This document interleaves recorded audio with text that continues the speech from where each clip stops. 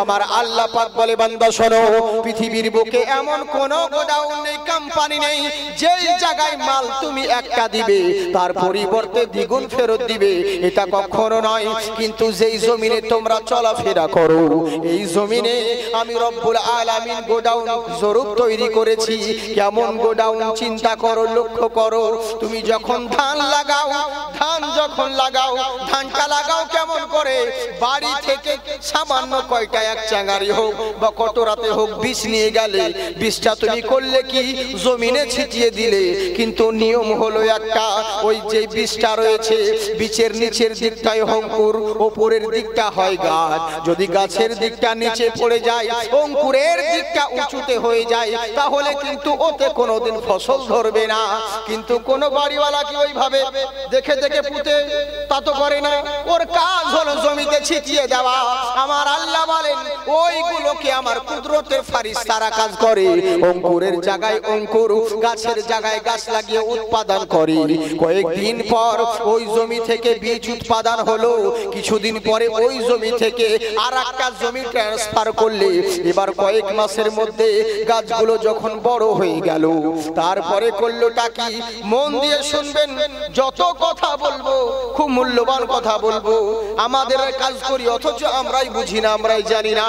ওই জমিতে লাগালেন ধানের গাছ, ওই ধান হলো কি করে? আমার আল্লাহ পাক বলে বান্দা শোনো, তুমি যে ধান লাগিয়েছো ওর ভিতরে চাউল তৈরি হলো কি করে? জেনে রাখো, ওয়া আনজালনা মিনাল মুসিরাতি মাআন সাজ্জাজা, আমি আসমান হইতে মুষলধারায় পানি বর্ষণ করি। ওই পানি যখন আমি হালকা হালকা করে শিশির প্রদান করি, আমার রহমতের বাড়ি বর্ষণ করি। যেই ধান মুখ খুললো আল্লাহর রহমত প্রবেশ করলো, ধানটা মুখ বন্ধ করে দিল, ওর ভিতরে চাউল তৈরি হয়ে গেল। যে মুখ খুললো না, আল্লাহর রহমত পেল না, ও তো পাতান হয়ে গেল, ওর কোনো মূল্য রইল না। কিন্তু জেনে রাখো, ওই ধান কয়েক মাস পরে সেই বাড়ি যখন বাড়িওয়ালা চাষি যখন জমি থেকে ধান নিয়ে আসে, ও দিয়েছিল কত? জমিনকে সামান্য 1-2 কিলো। আচ্ছা বলুন, ও কি 2 কিলো ফেরত পায়? পাই না। মুন মুন কুইন্টাল কুইন্টাল ধান বাড়ি ফেরত নিয়ে আসে। কেমন গোডাউন চিন্তা করুন। আমরা যে আম খেয়ে আঠিটাকে চুষে সব শেষ করে দিই, তারপরে আঠিটাকে জমিনে ফেলে রাখি। এবার জমিনটাকে পুঁতে দিলাম, আল্লাহর হুকুম পেয়ে গেল এই জমিনটা বসবাসের জন্য আমার আল্লাহ তৈরি করেছেন। কেমন জমিন চিন্তা করুন। এই জমিনে 5 তলা 10 তলা বিল্ডিং যদি করে দেন, এত শক্ত জমিন যে কখনো ধসিয়ে দেয় না, কখনো ভাসিয়ে দেয় না। আবার এমন নরম জিনিস, যে হালকা জিনিস আপনি বাড়িতে পুঁতলেন, কয়েকদিন পরে আল্লাহর হুকুম পেয়ে ওই জমিনকে ভেদ করে ঘাস বেরিয়ে আসে, গাছ বেরিয়ে আসে। আল্লাহ জমিনটাকে বসবাসের উপযোগী করেছে। ওই আম যখন লাগালেন, কিছুদিন পরে আমের গাছ বেরিয়ে এলো। এবার ওই গাছে যখন কয়েক বছরের মধ্যে আম ধরলো, বাড়িওয়ালা দিয়েছিল একটা জমিনকে আম, কিন্তু ওই আম আর একটা ফেরত দেয় না, শত শত হাজার হাজার আম বাড়ি ফেরত নিয়ে আসে। আমার আল্লাহ পাক বলে বান্দা শোনো, এত কিছু নিয়ামত দিয়েছি, কিন্তু তোমাদেরকে বলি নাই বিল দিতে হবে। তোমরা যে ফলের ব্যবহার করো, আমরা যে বাল্ব ব্যবহার করছি, এই লাইট ব্যবহার করছি, আচ্ছা বলুন তো দেখি, এই লাইটটা কি খুবই জরুরি? অত জরুরি নয়। এটা থাকলেও চলবে, না থাকলেও চলবে, এটা অত জরুরি নয়। কিন্তু আমার আল্লাহ রাব্বুল আলামিন যে একটা লাইট তৈরি করেছে সূর্য, ওটা বেশি দরকার না কম দরকার বলুন? ওটা বেশি প্রয়োজন আছে। ওটা না থাকলে পৃথিবী অন্ধকার হয়ে যাবে। কিন্তু আমরা এই আলা ব্যবহার করি, তার জন্য মাসের মাস বিল দিতে হয়। আমরা যে সূর্য আল্লাহ আলা ব্যবহার করি, আল্লাহ পদার্থ আলা ব্যবহার করি, ওর জন্য আমাদেরকে বিল দিতে হয় না। আমরা ফ্যানের হাওয়া ব্যবহার করি, এটা থাকলেও চলবে, না থাকলেও চলবে, তবে এটা থাকলে একটু জীবনযাত্রাটা ভালোভাবে হয়, সুখময় জিন্দেগি কাটে। এটা না অত জরুরি নয়। কিন্তু আল্লাহ পদার্থ যেই বাতাস রয়েছে, এটা বেশি জরুরি। এটা যদি 4 মিনিট বন্ধ হয়ে যায়, পুরো পৃথিবী ক্লোজ হয়ে যাবে, কোনো কাজে আসবে না, সব ধুলিস্যাৎ হয়ে যাবে। কিন্তু জেনে রাখো আমরা যেই জিনিসগুলো ব্যবহার করি এটা আমাদের অত জরুরি নয়, তবু আমাদেরকে মাসের মাস বিল দিতে হয়। শুধু বিল দিয়ে ক্ষান্ত নয়, লাল রঙের আবার নোটিশও লেখা থাকে, নির্ধারিত সময়ে যদি আপনার বিল পরিশোধ করিতে না পারেন আগামীতে আপনার কানেকশন কাটিতে বাধ্য হইব। বুঝেছেন? চিন্তা করে দেখেছেন? বিল দেওয়ার পরেও নোটিশ, অথচ এগুলো অত জরুরি নয়। আমার আল্লাহ পদার্থ যে জিনিসগুলো দিয়েছে ওগুলো আমাদের বেশি প্রয়োজন আছে, আমরা সবাই ব্যবহার করছি। যারা জালসার ময়দানে বসে আছি আমরাও ব্যবহার করি আল্লাহর নিয়ামত, যারা মেলায় ঘুরে বেড়াচ্ছে ওরাও আল্লাহর নিয়ামত ব্যবহার করে, কিন্তু আমাদেরকে বিল দিতে হয় না। আমার আল্লাহ পাক বলে বান্দারে তোমাদেরকে বিল দিতে হয় না ঠিকই, কিন্তু পাই পাই হিসাব দিতে হবে। এটা জেনে রাখো পৃথিবীর বুকে কোনো মানুষ বিনা উদ্দেশ্যে কেউ কোনো কাজ করে না। তো আমি তোমাদেরকে সৃষ্টি করেছি, এত বড় পৃথিবী দান করেছি, আমি কি এমনি এমনি? আমারও তো একটা উদ্দেশ্য রয়েছে, ওই উদ্দেশ্য যদি পালন না করো তাহলে তোমাদেরকে ভুক্তভোগী হতে হবে। আমি তোমাকে 24 ঘন্টা সময় দিয়েছি, কোন সময় 24 ঘন্টার মধ্যে কত সেকেন্ড কত মিনিট ভালো কাজে কাটিয়েছো আর কত সেকেন্ড কত মিনিট দুনিয়াবি খারাপ কাজে কাটিয়েছো, প্রত্যেকটা সেকেন্ডের তোমাকে হিসাব দিতে হবে। কিন্তু আমাদের যুবকরা ভাবে না, জালসা হয় কিন্তু মেলায় মেলায় আড্ডা মেরে ঘুরে বেড়ায়। এরা ভাবছে খাও দাও ফুর্তি করো, দুনিয়াটা মস্ত বড়। ফেরেশতা বলছে শুধু একবার মরো, কি শাখা শিখবো বুঝে নিবে সেদিন, বুঝলে? শুধু মরে দেখো, তারপর কেমন বাটাম চলবে তখন বুঝতে পারবে। তোমাদের মেলায় আড্ডা বার হয়ে যাবে। আল্লাহ তোমাদেরকে এরই জন্য পাঠিয়েছিল। আল্লাহ রসুল বলেন যদি ইমানদার আর বেঈমানকে পরীক্ষা করতে হয়, এক জায়গায় ধর্মীয় জিনিস প্রোগ্রাম লাগাও আর এক জায়গায় দুনিয়াবি প্রোগ্রাম লাগাও, আর মাঝখানে বান্দাকে ছেড়ে দাও। ওর মন যেদিকে যাবে বুঝে নিবে কে কত ইমানদার রয়েছে। ইমানদার না বেঈমান পরীক্ষা করতে গেলে এটাই করতে হবে, বুঝলেন? আর এটাই নিয়ম। আল্লাহ রসুল বলেছিলেন বারহাক সত্য। হ্যাঁ, আর সেটাই তাই হচ্ছে, বুঝলেন? তেমনি আবার এরাই তখন বলবে হুজুর মুসলমানের প্রতি এত অত্যাচার হচ্ছে। আবে তোরা মুসলমান, মুসলমান না মুসলিম নামে কলঙ্ক, নামধারী মুসলমান যে হবে তার উপর কখনো কোনোদিন অত্যাচার হতে পারে না, জুলুম হতে পারে না। আরে মুসলমান যে হবে তার তো সুখময় জিন্দেগি ইহ জগতে এবং পর জগতে, কিন্তু মুসলমান তো হও আগে। খাজা গরিবে নওয়াজ হিন্দুস্তানের বুকে যখন এসেছিলেন প্রচার করতে, ইসলাম প্রচার করতে, তো যোগী জয়পালের রাজত্ব ছিল আপনারা সবাই জানেন, পৃথ্বীরাজ চৌহান।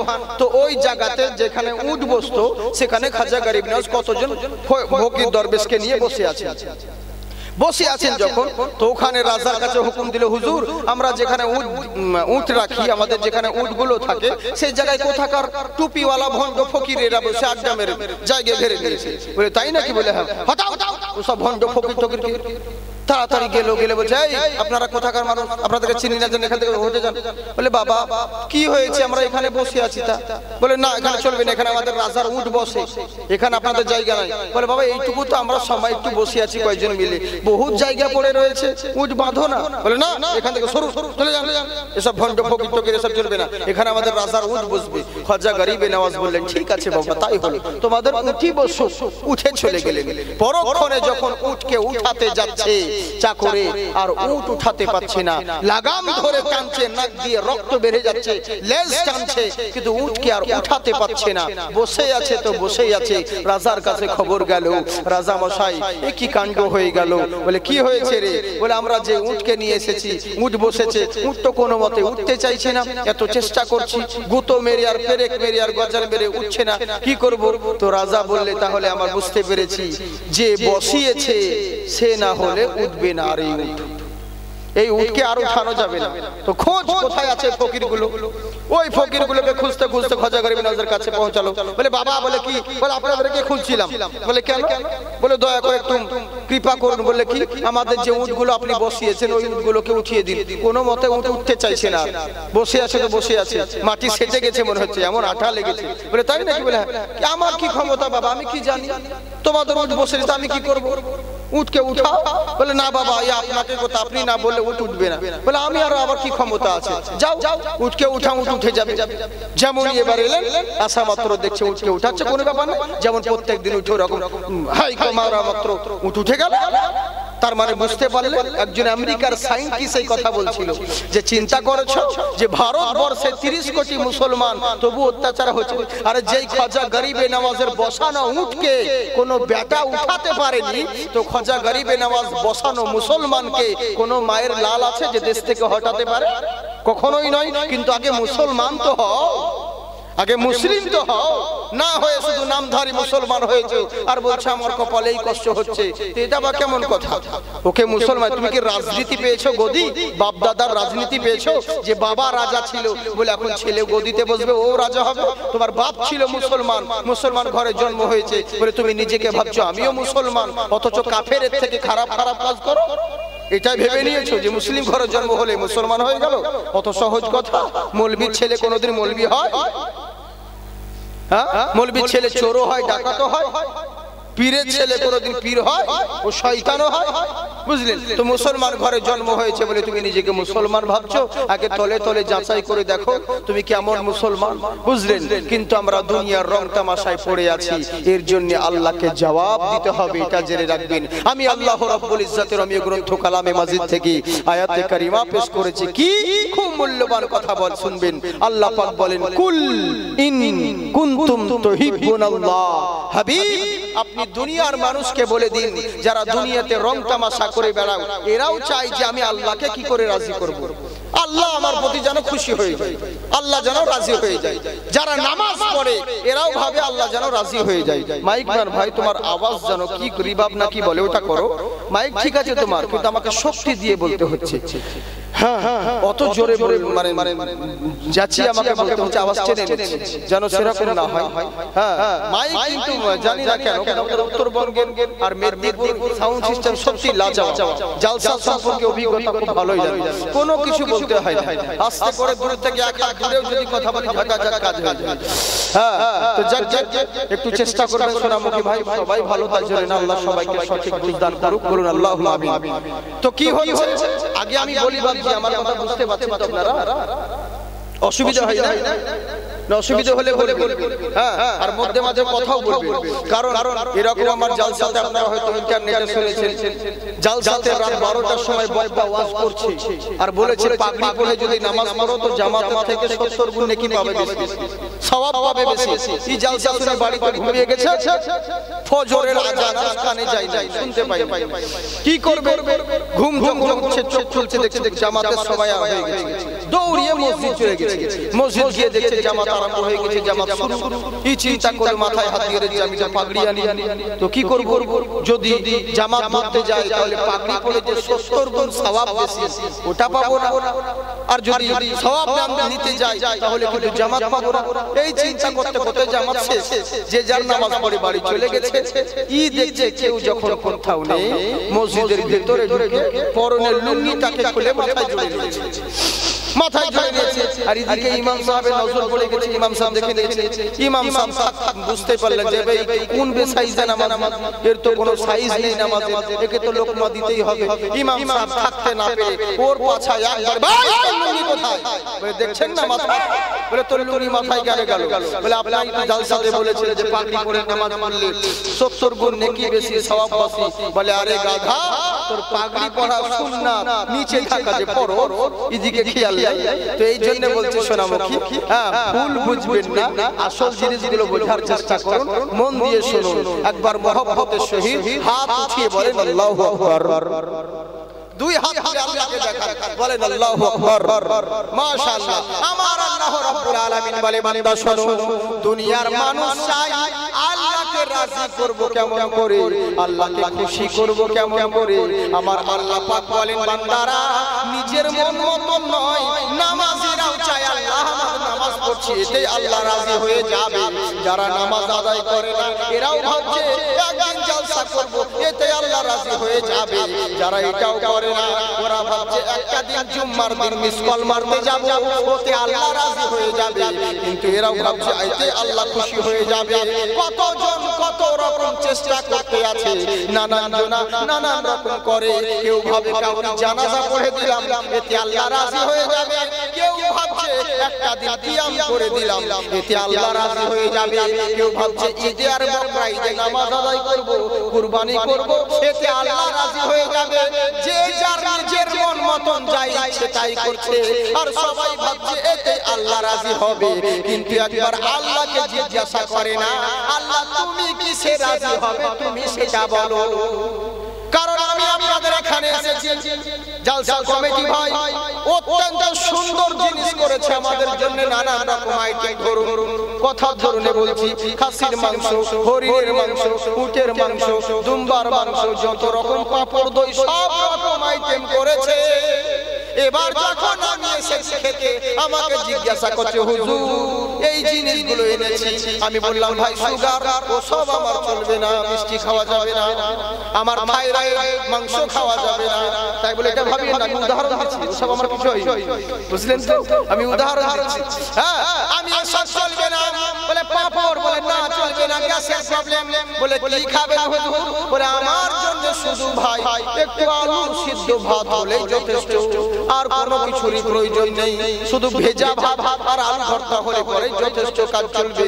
আচ্ছা বলুন তো দেখি কি রকম হলো, আপনি এনেছিলেন আমাকে খুশি করার জন্য, আপনি আর এতগুলো আইটেম আমার কোনো তাতে খুশি নই, আমি যেটা খাই যেটা পছন্দ করি ওটা যদি করতেন তাহলে বেশি খুশি হতাম।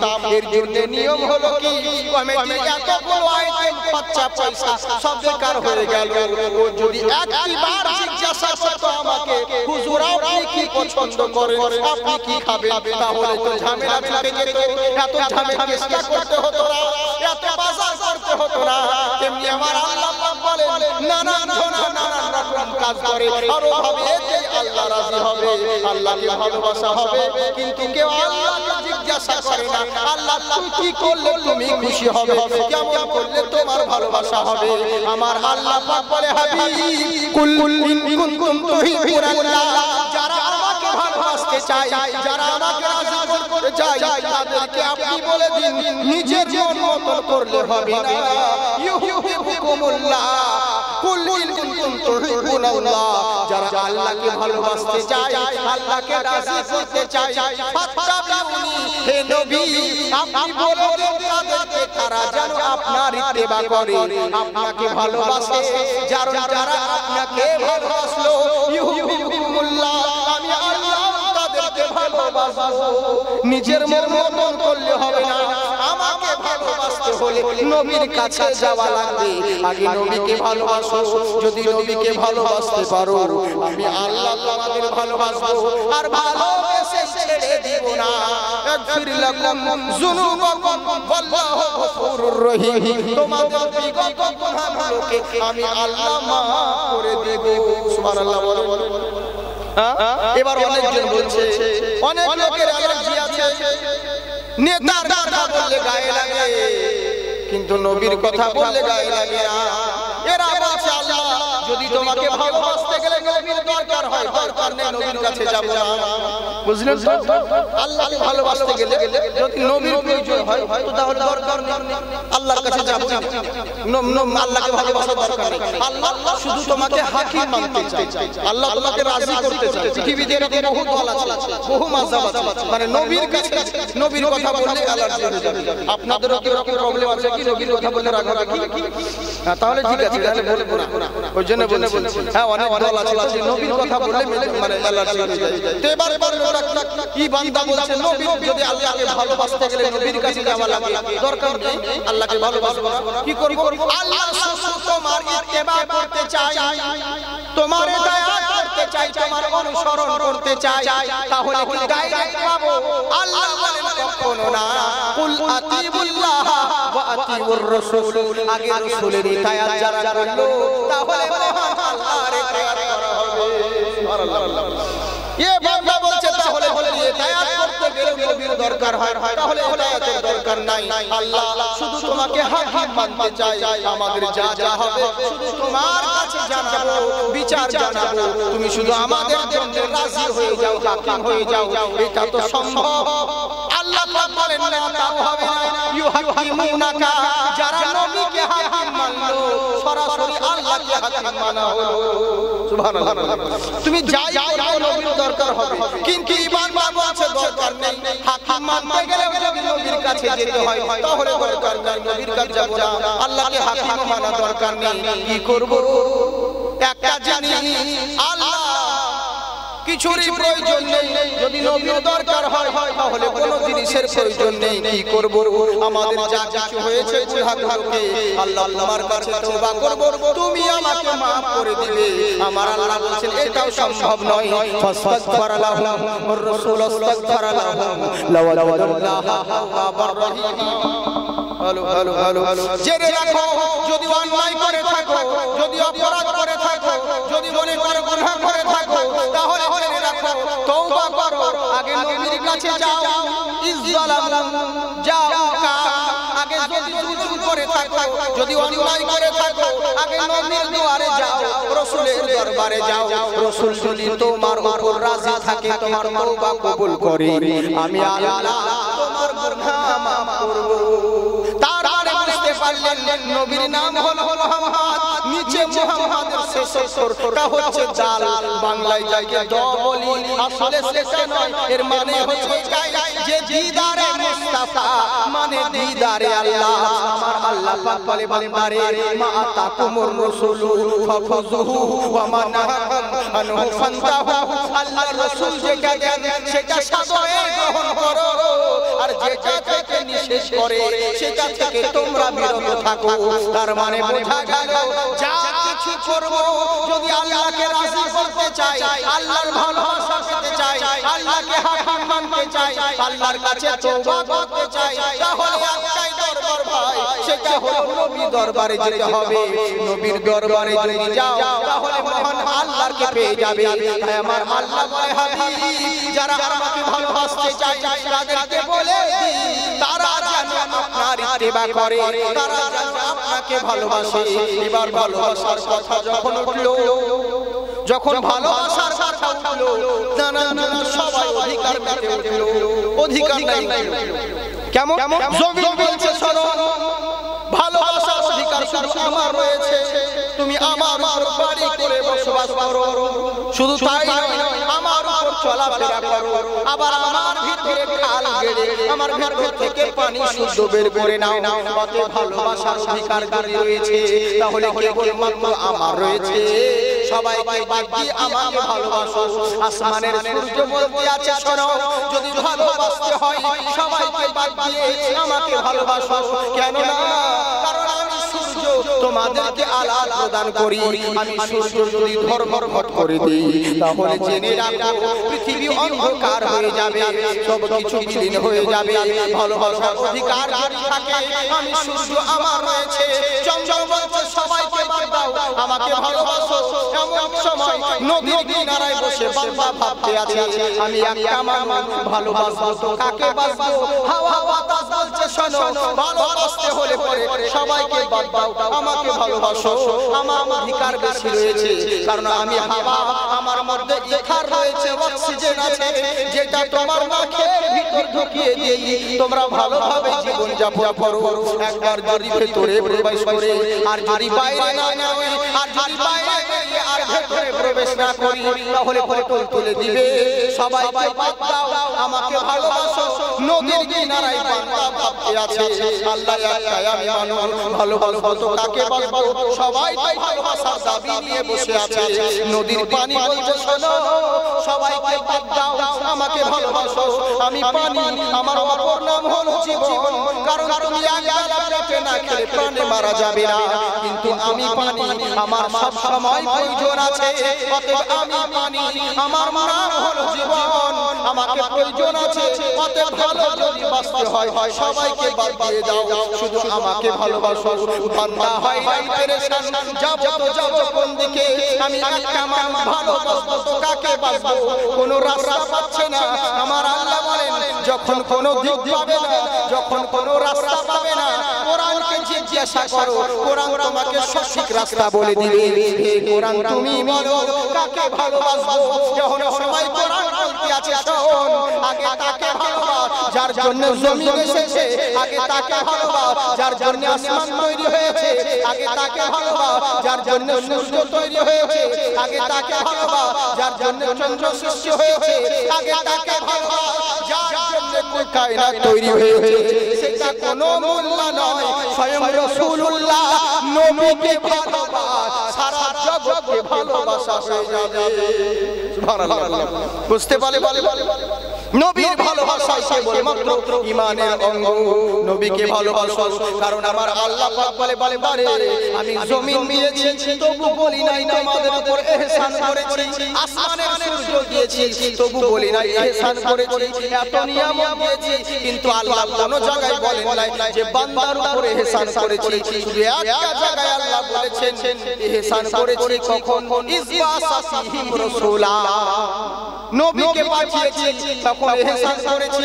আল্লাহকে বললাম আল্লাহ তুমি এই জমিন দিয়েছো, এই জমিনে আমরা চলাফেরা করি, এই জমিনে একটা যদি লঙ্কার গাছ লাগাই, তার পাশে যদি আখের গাছ লাগাই, তার পাশে যদি নিমের গাছ লাগাই, তার পাশে যদি আমের গাছ লাগাই, আমটা হয় মিষ্টি, তেঁতুলটা হয় টক, নিমটা হয় হয়তো, আবার রাতটা হয় মিষ্টি, এক পানি এক বাতাস একই হাওয়া, অথচ এর মধ্যে স্বাদ পরিবর্তন করছে কে?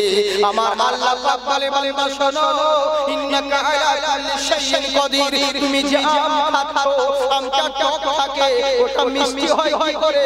আমার আল্লাহ বলেন ফাআনজালনা মিনাল মুসিরাতি মাআন সাজ্জাজা, আমি আসমান হইতে মুষলধারায় পানি বর্ষণ করি, ওই পানির ফোঁটা আমের গায়ে গিয়ে লাগে, আমের টক কেটে গিয়ে মিষ্টিতে পরিণত করি, ওই পানির ফোঁটা কাঁঠালের গায়ে লাগে, কাঁঠালে ফোঁটা লাগতে পারে না, সবই আমার ক্ষমতা, সবই আমার কুদরত, কিন্তু এত কিছু দিয়েছি তবু বলি নাই তোমাদের উপর আমি ইহসান করেছি। ইহসান সেদিন করেছি যেদিন তোমাদের নিকটে নবী মুহাম্মদুর রাসূলুল্লাহ সাল্লাল্লাহু তাআলা আলাইহি ওয়াসাল্লামকে দুনিয়ার বুকে প্রেরণ করেছি, সেই তোমাদের উপর ইহসান আমি করেছি। সুবহানাল্লাহ। আল্লাহ আমাদের উপর নবীকে দিয়ে ইহসান করেছে, আর আমরা সেই বিশ্ব নবীকেই চিনলাম না। বুঝলেন? নবীকেই জানলাম না, কি বলবো সোনামুখী বাপজি আমার, নবীকেই চিনলাম না, সব চিনলাম জানলাম, কিন্তু এখন নবীকেই জানলাম, যাকে জানার প্রয়োজন ছিল তাকে আমরা জানলাম না। কিন্তু সাহাবীরা কেমন নবীকে চিনতেন, আহারে কেমন জানতেন দেখুন, সাহাবীরা কেমন নবীকে ভালোবাসতেন। যখন হিরাক্লিয়াস বাদশা গদিতে বসলো সম্রাট হিসেবে, রোম সম্রাট গদিতে বসলো, চিন্তা করে দেখুন চারিদিকে নানান রকম মতবাদ শুরু হয়ে গেল। কি ব্যাপার রে, আমরা যেদিকেই যাচ্ছি সব জায়গাতে দেখা যাচ্ছে মুসলমানরা প্রত্যেক জায়গায় জয়লাভ করতে আছে। কি করতে হবে? এদেরকে রুখতে হবে। আর কেন এরা জয়লাভ করে বুঝতে পারি না। আমাদের লক্ষ লক্ষ টাকা ব্যয় করে সেনাপতি রাখা হয়েছে, আমাদের এত দামি দামি হাতিয়ার রয়েছে, অথচ মুসলমানদের কাছে কিছু নেই, অথচ প্রত্যেকটা জায়গায় মুসলিমরা জয়লাভ করছে। কিসের জন্য করছে আমরা বুঝতে পারছি না। ওদের অ্যালার্জি হয়ে গেল। আগে বলি আমার কথা আপনারা বুঝতে পারছেন তো? আপনারা বুঝতে পারছেন তো? মধ্যে বাজে হ্যাঁ বলবো, এ কেমন চুপচাপ বসে আছেন বুঝতে পারছেন। বাংলাদেশের নতুন তাও কিছু বলবেন, আমি তো ওরকম নয়। বাংলাদেশের বক্তাও যেমন আমার শ্রোতাও তেমনি বক্তা বলছে আমি আসছিলাম, আস্তে আমার গাড়িতে আগে আর চাকায় পুকুরে মুতে দিল, পাবলিক বলছে ঠিক, বুঝলেন? বক্তা বলছে বেগুন খেও না, বেগুনে অ্যালার্জি রয়েছে, বেগুন না যায় আছে, বলুন ঠিক কিনা? পাবলিক বলছে ঠিক।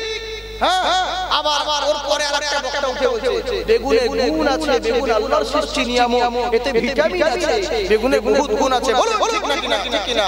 পাবলিক বলছে ঠিক।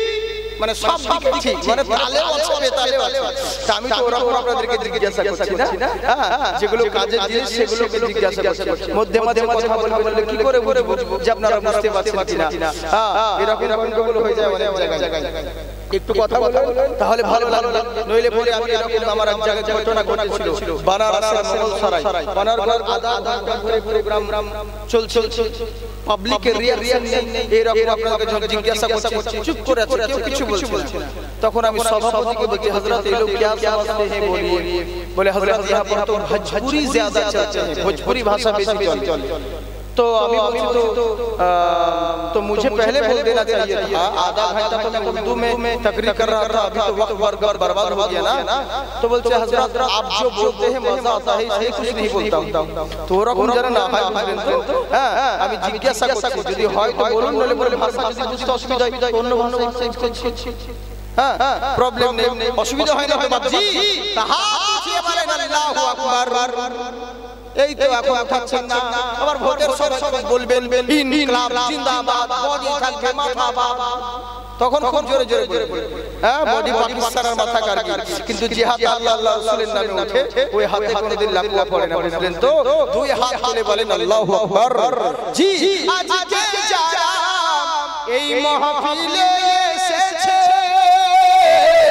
ও গো আল্লাহ তাআলার রহমত পেয়েছে। সুবহানাল্লাহ বলেন। আপনারা কি নিজের ইচ্ছা এসেছেন? না, নিজের ইচ্ছাতেও বসে নেই, কত জোরে তো এসেছে মাহফিলে, কিন্তু সবাই কি আসতে পেরেছে? পারবে না। কেন বলুন তো? এটা রঙ্গমঞ্চ নয় যে নিজের মন হলো এলেন আর মন হলো চলে গেলেন। আল্লাহ রাসূলের মাহফিল, আল্লাহ রাসূল যদি চান তবে আপনি থাকতে পারবেন, নইলে এমন ইমার্জেন্সি কাজ করবে আপনি চলে যেতে বাধ্য হবেন। তার মানে নিজের ইচ্ছায় বসে নাই, আল্লাহ রাসূল আপনাকে বসিয়েছে বলে আপনি বসে আছেন, এর জন্য বলবেন না আলহামদুলিল্লাহ। জি, দূরি করিতে এলো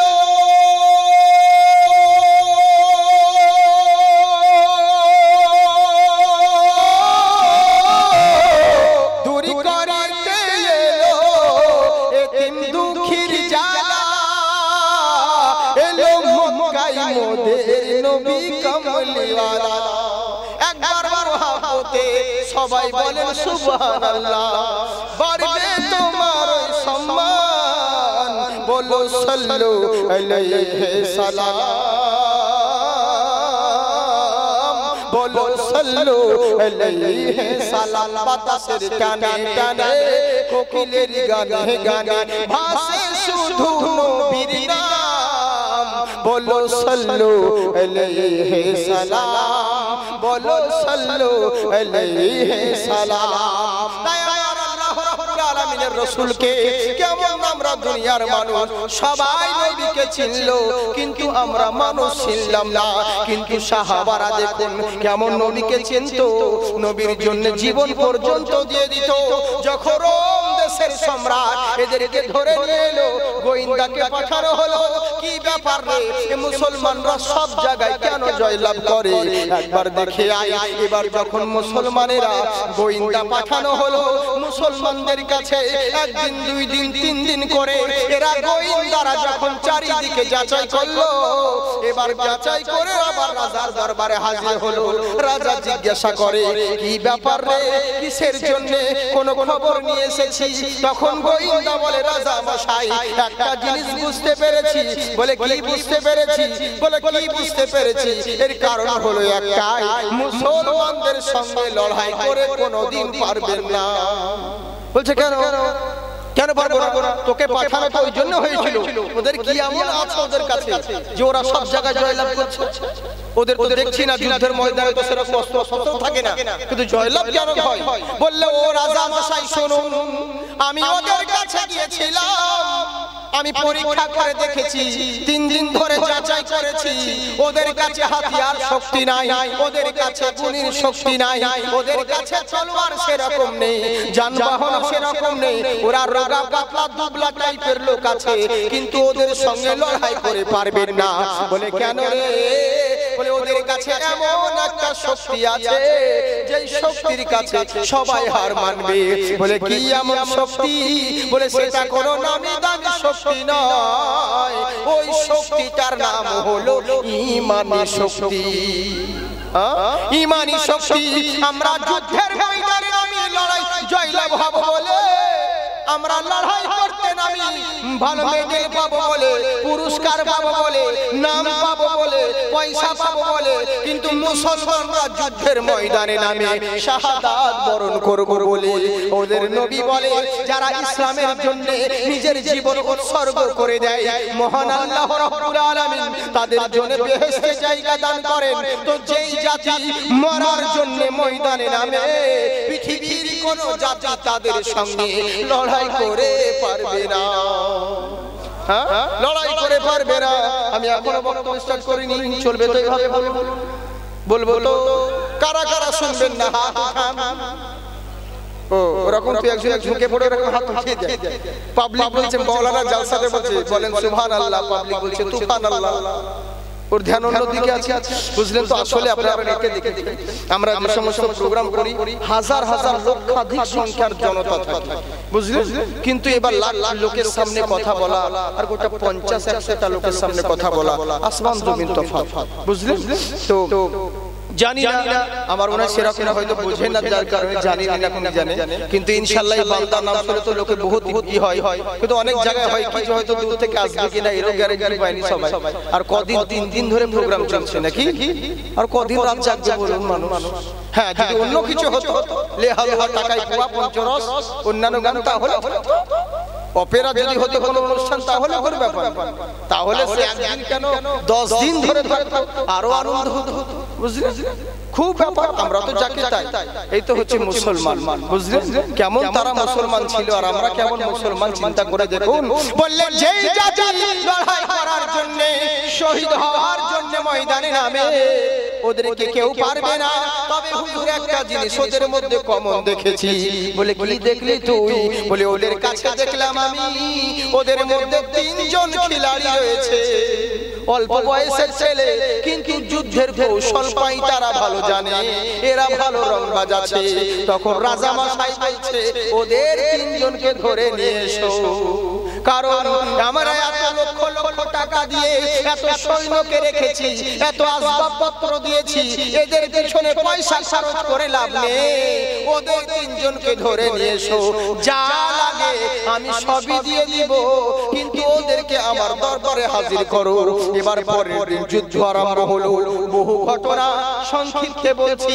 এবার যুদ্ধের ময়দানে টার্গেট শুধু কাউকে নয়, এদের 3 জনকে কোন রকম ধরবো, জাল মেরে হোক না কেন, চালাকি করে হোক না কেন, কৌশল করে হোক না কেন, এদের 3 জনকে পাকড়াও করে নিল আর পাকড়াও করে রাজার দরবারে হাজির করলো। এবার রাজার দরবারে হাজির করা মাত্র, আমি স্পিডে বলছি, বুঝলেন তো? স্পিডে বলছি, অসুবিধা হয় না তো? আমি জিজ্ঞেস করে করে বলি, অনেক সময় হয়তো মানে স্পিডে বলি কেন না, যদি বাইরে বিদেশে দেখবেন আমাদের এদিকে বক্তাদেরকে অনেক টাইম দিয়ে এদের পেট ভরে না, কিন্তু যারা ইন্টারন্যাশনাল হাই লেভেলে যারা বিদেশে আপনারা দেখেছেন প্রোগ্রাম দিল্লিতে বা উত্তরপ্রদেশে দামি দামি বক্তাদের টাইম দেওয়া হয় 20 মিনিট, 40 মিনিট, আধা ঘন্টা, 1 ঘন্টা, ওতেই কাজ, বুঝলেন তো? কিন্তু স্পিডে বহুত কথা বলতে হয়। আমি সুর করে বলছি, স্পিডে বলছি, আর যদি ধীরে ধীরে বলতে যাই এমনি করে, বুঝলেন? মা শোনো গো, হযরতে আব্দুল্লাহ চলে যাচ্ছেন বাণিজ্য করতে, ইয়া রাসূলুল্লাহ, ইয়া হাবিবাল্লাহ, ও আমার আম্মা জানেরা, আব্বা জানেরা, সালা 10 সেকেন্ডের কথা 10 মিনিট লেগে যাবে, বুঝলেন? কত টাইম নেই, বুঝলেন? যেটা 10 সেকেন্ডে হবে সেটা 10 মিনিট যাবে না, এইজন্য স্পিডে বলতে হচ্ছে। আর যদি আপনাদের অসুবিধা হয় তাহলে বলুন, তাহলে ধীরে বলছি, চলবে তো? ঠিক আছে, হ্যাঁ বেশ ঠিক আছে। হাত উঠিয়ে বলেন আল্লাহু আকবার। এবার রাজার দরবারে হাজির করা হলো। এবার রাজা মশাই দেখে বলছে দাঁড়াও। বলে কি হয়েছে? রাজার দরবারে হাজির করে বলল তোমরা একে আগামী কালকে রাজ দরবারে দাখিল করবে। এবার ঠিক আছে, আপনারা ভালো করে জানেন যুদ্ধের ময়দানে যারা রংবাজ হয়, যারা কৌশলম্যান হয়, এদের কিন্তু দাম বেশি আছে। বাংলাদেশের পাকিস্তানের সঙ্গে যুদ্ধ যখন হলো, পাকিস্তানের কাছে বাংলাদেশ কিছুই নয়, ওদের কাছে হাতিয়ার বল বল সবকিছু রয়েছে পাকিস্তানে, বাংলাদেশের এদের কাছে দুর্বল। কিন্তু বাংলাদেশিরা মুক্ত যুদ্ধ জয়লাভ করেছিল কেন বলুন তো? এই বাঙালি চালাক তো বুদ্ধির কারণে জয়ী হয়েছে, কৌশল অবলম্বন করেছিল, হাতিয়ারের কারণে জয়লাভ করে, চালাকির কারণে করেছিল। তো তেমনি যুদ্ধের ময়দানে যে রংবাজ হয়, কৌশল জানে, তার বেশি দাম রয়েছে। রাজার দরবারে হাজির করা হলো 3 জন রংবাজকে। পরের দিন সকাল বেলায় রাজ দরবারে যখন রাজা আসনে গ্রহণ করলো, এরকম বিশাল বড় দরবার আছে, চারি সাইডে সেনাপতি, চারি সাইডে বডিগার্ডরা রয়েছে।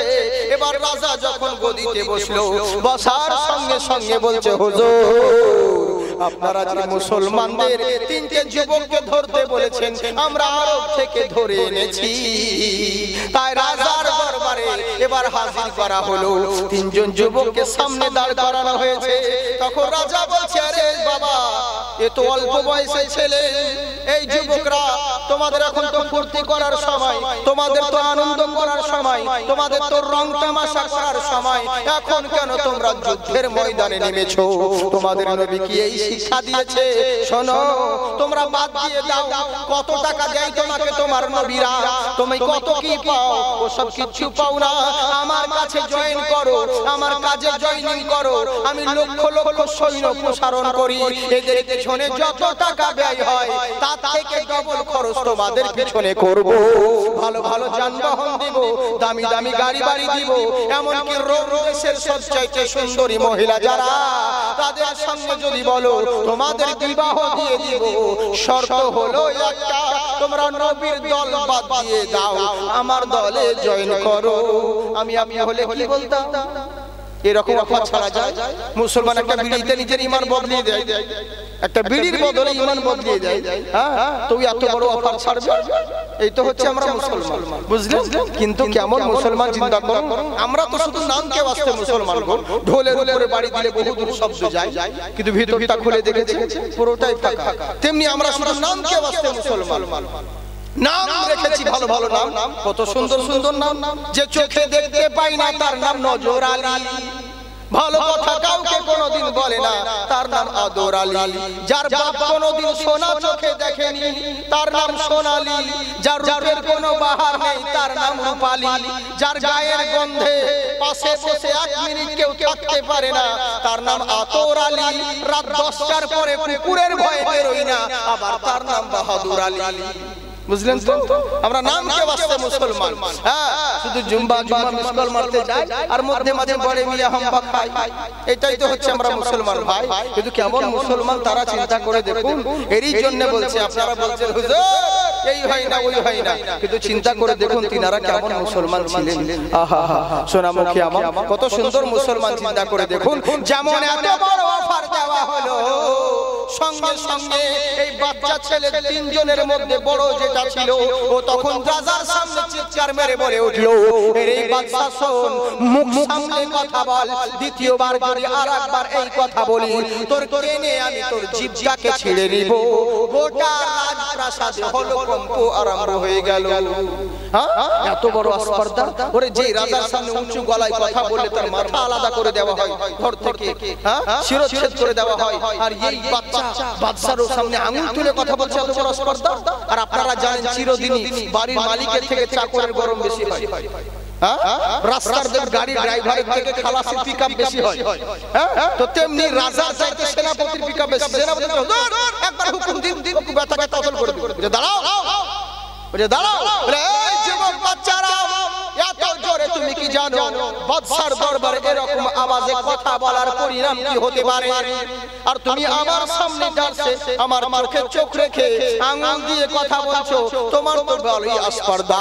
তোমার নবী কি এই শিক্ষা দেয়নি যে বাদশার সামনে কেমন করে কথা বলতে হয়, বড়দের সামনে কি করে কথা বলতে হয়? তোমার নবীর কি এই চরিত্র? তোমার নবী কি এই শিক্ষা দিয়েছে? সঙ্গে সঙ্গে যুবক বলে উঠলো, আরে বাদশা শোন, তোর মতন বাদশার কাছে কি শিখবো রে? আমার নবীর চরিত্রের কথা বলছি, আমার নবীর সার্টিফিকেটের কথা বলছি। এটা জেনে রাখ, তোদের মতন মোল্লাদের চরিত্রের সার্টিফিকেট খোদ মোল্লারা দিতে থাকে, আর আমার নবীর চরিত্রের সার্টিফিকেট খোদ মহান আল্লাহ দিয়ে দিয়েছে। আল্লাহ দিয়েছে, আর তোর কাছে শিখতে হবে আমার নবী কেমন নবী। আরে আমার নবীর চরিত্র মুসলমান তো মুসলমান, গায়ের মুসলমান পর্যন্ত বলতে বাধ্য হয়েছে ওম নমস্তুতে হে চর্চা নমো নমঃ। পৃথিবীর বুকে থাকতে হলে পরে হে জগৎবাসী তোমরা শোনো, যদি দুনিয়ার বুকে থাকো, যদি সব কল্যাণময় হতে চাও, যদি লাভবান হতে চাও, ওই মহান নবীর চর্চা তোমরা করো, বিশ্ব নবীর চর্চা তোমরা করো। ওমকারা করুলামা পধারিত ভূমণ্ডলী ওম নমস্তস্যৈ নমস্তস্যৈ বিদ্যশ্বরী মহালক্ষ্মী পূর্মিদয়হা।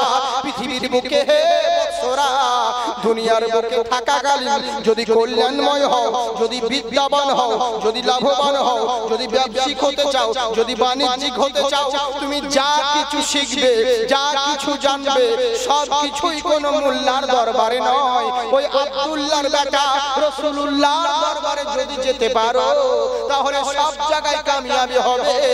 ওমকারা করুলামা পধারিত ভূমণ্ডলী, উনি দুনিয়ার বুকে এসেছেন বিশ্ব মহামানব হয়ে, বিশ্ব মহান নবী হয়ে।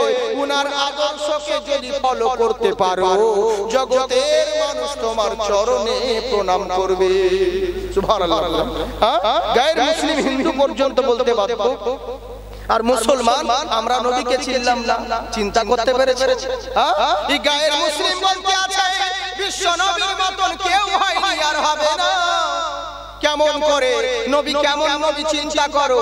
ওম পূর্মিদাম পুণ্য নমঃ পুণ্য মদুচ্যুতে, কেমন নবী চিন্তা করে দেখো। বিশ্ব নবী এমন নবী গো। আচ্ছা আপনাদের একটা কথা বলি, ওই সূর্য যদি ধর্মঘট করে দেয়, পৃথিবী অন্ধকার হবে কি হবে না? অন্ধকার হয়ে যাবে, মানুষ জীবন যাপন করতে পারবে না। চন্দ্র যদি ধর্মঘট করে দেয়, পৃথিবী ধূলিসাৎ হয়ে যাবে। কিন্তু বলছে শোনো, বাল্মীকি বলতে আছে তোমরা ঘাবড়িয়ে যেও না, ওরে চন্দ্রের দরকার হবে না, সূর্যের দরকার হবে না। যদি চন্দ্র সূর্য ধর্মঘট করে দেয়, পুরো পৃথিবীটা অন্ধকার হয়ে যাবে।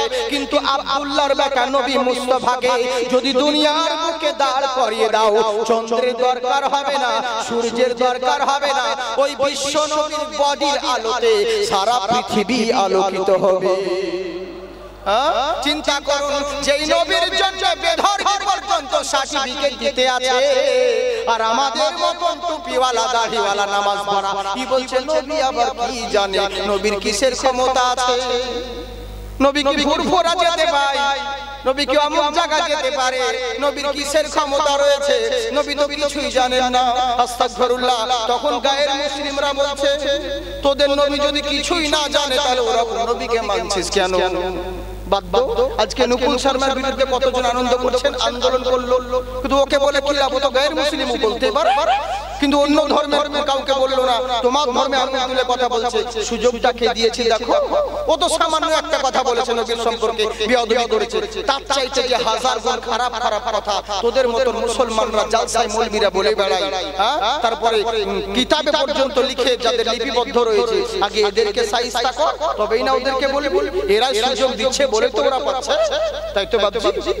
এই হচ্ছে ব্যাপার। ঘরের ভিতরে তো ভূত ঢোকা আছে, তার কাকে আপনি সাইজটা করবেন? মৌলবী বেটা মাওলানা শুধু নিজে বুঝলাম, পরকে বুঝালাম, বুঝলেন, পরকে বুঝলাম, নিজে বুঝলাম। এই তো হচ্ছে সমস্যা। কি বলবো বাপজি, দুঃখের কথা। চিন্তা করুন কেমন নবী আমার। ওই নবীর মতন কেউ হয়নি আর হবে না। এরই জন্য তো বলে বিশ্ব জগৎ ঘুরলে যার জোড়া পাবে না, আমার নবীর মতো আর নবী হবে না। সুবহানাল্লাহ বলেন না, এইভাবে চলবে না। জোরে বলেন সুবহানাল্লাহ। জি, বিশ্ব জগৎ ঘুরলে যার জোড়া পাবে না, বিশ্ব জগৎ ঘুরলে যার জোড়া পাবে না, আমার নবীর মতো আর নবী হবে না, আমার নবীর মতো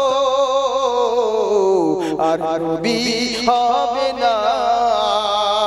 কোথায় গেলে পাবো মোরা এমন দয়ার নবী, জিনার হাতে রোজ হাসরের জান্নাতের চাবি কাঠি।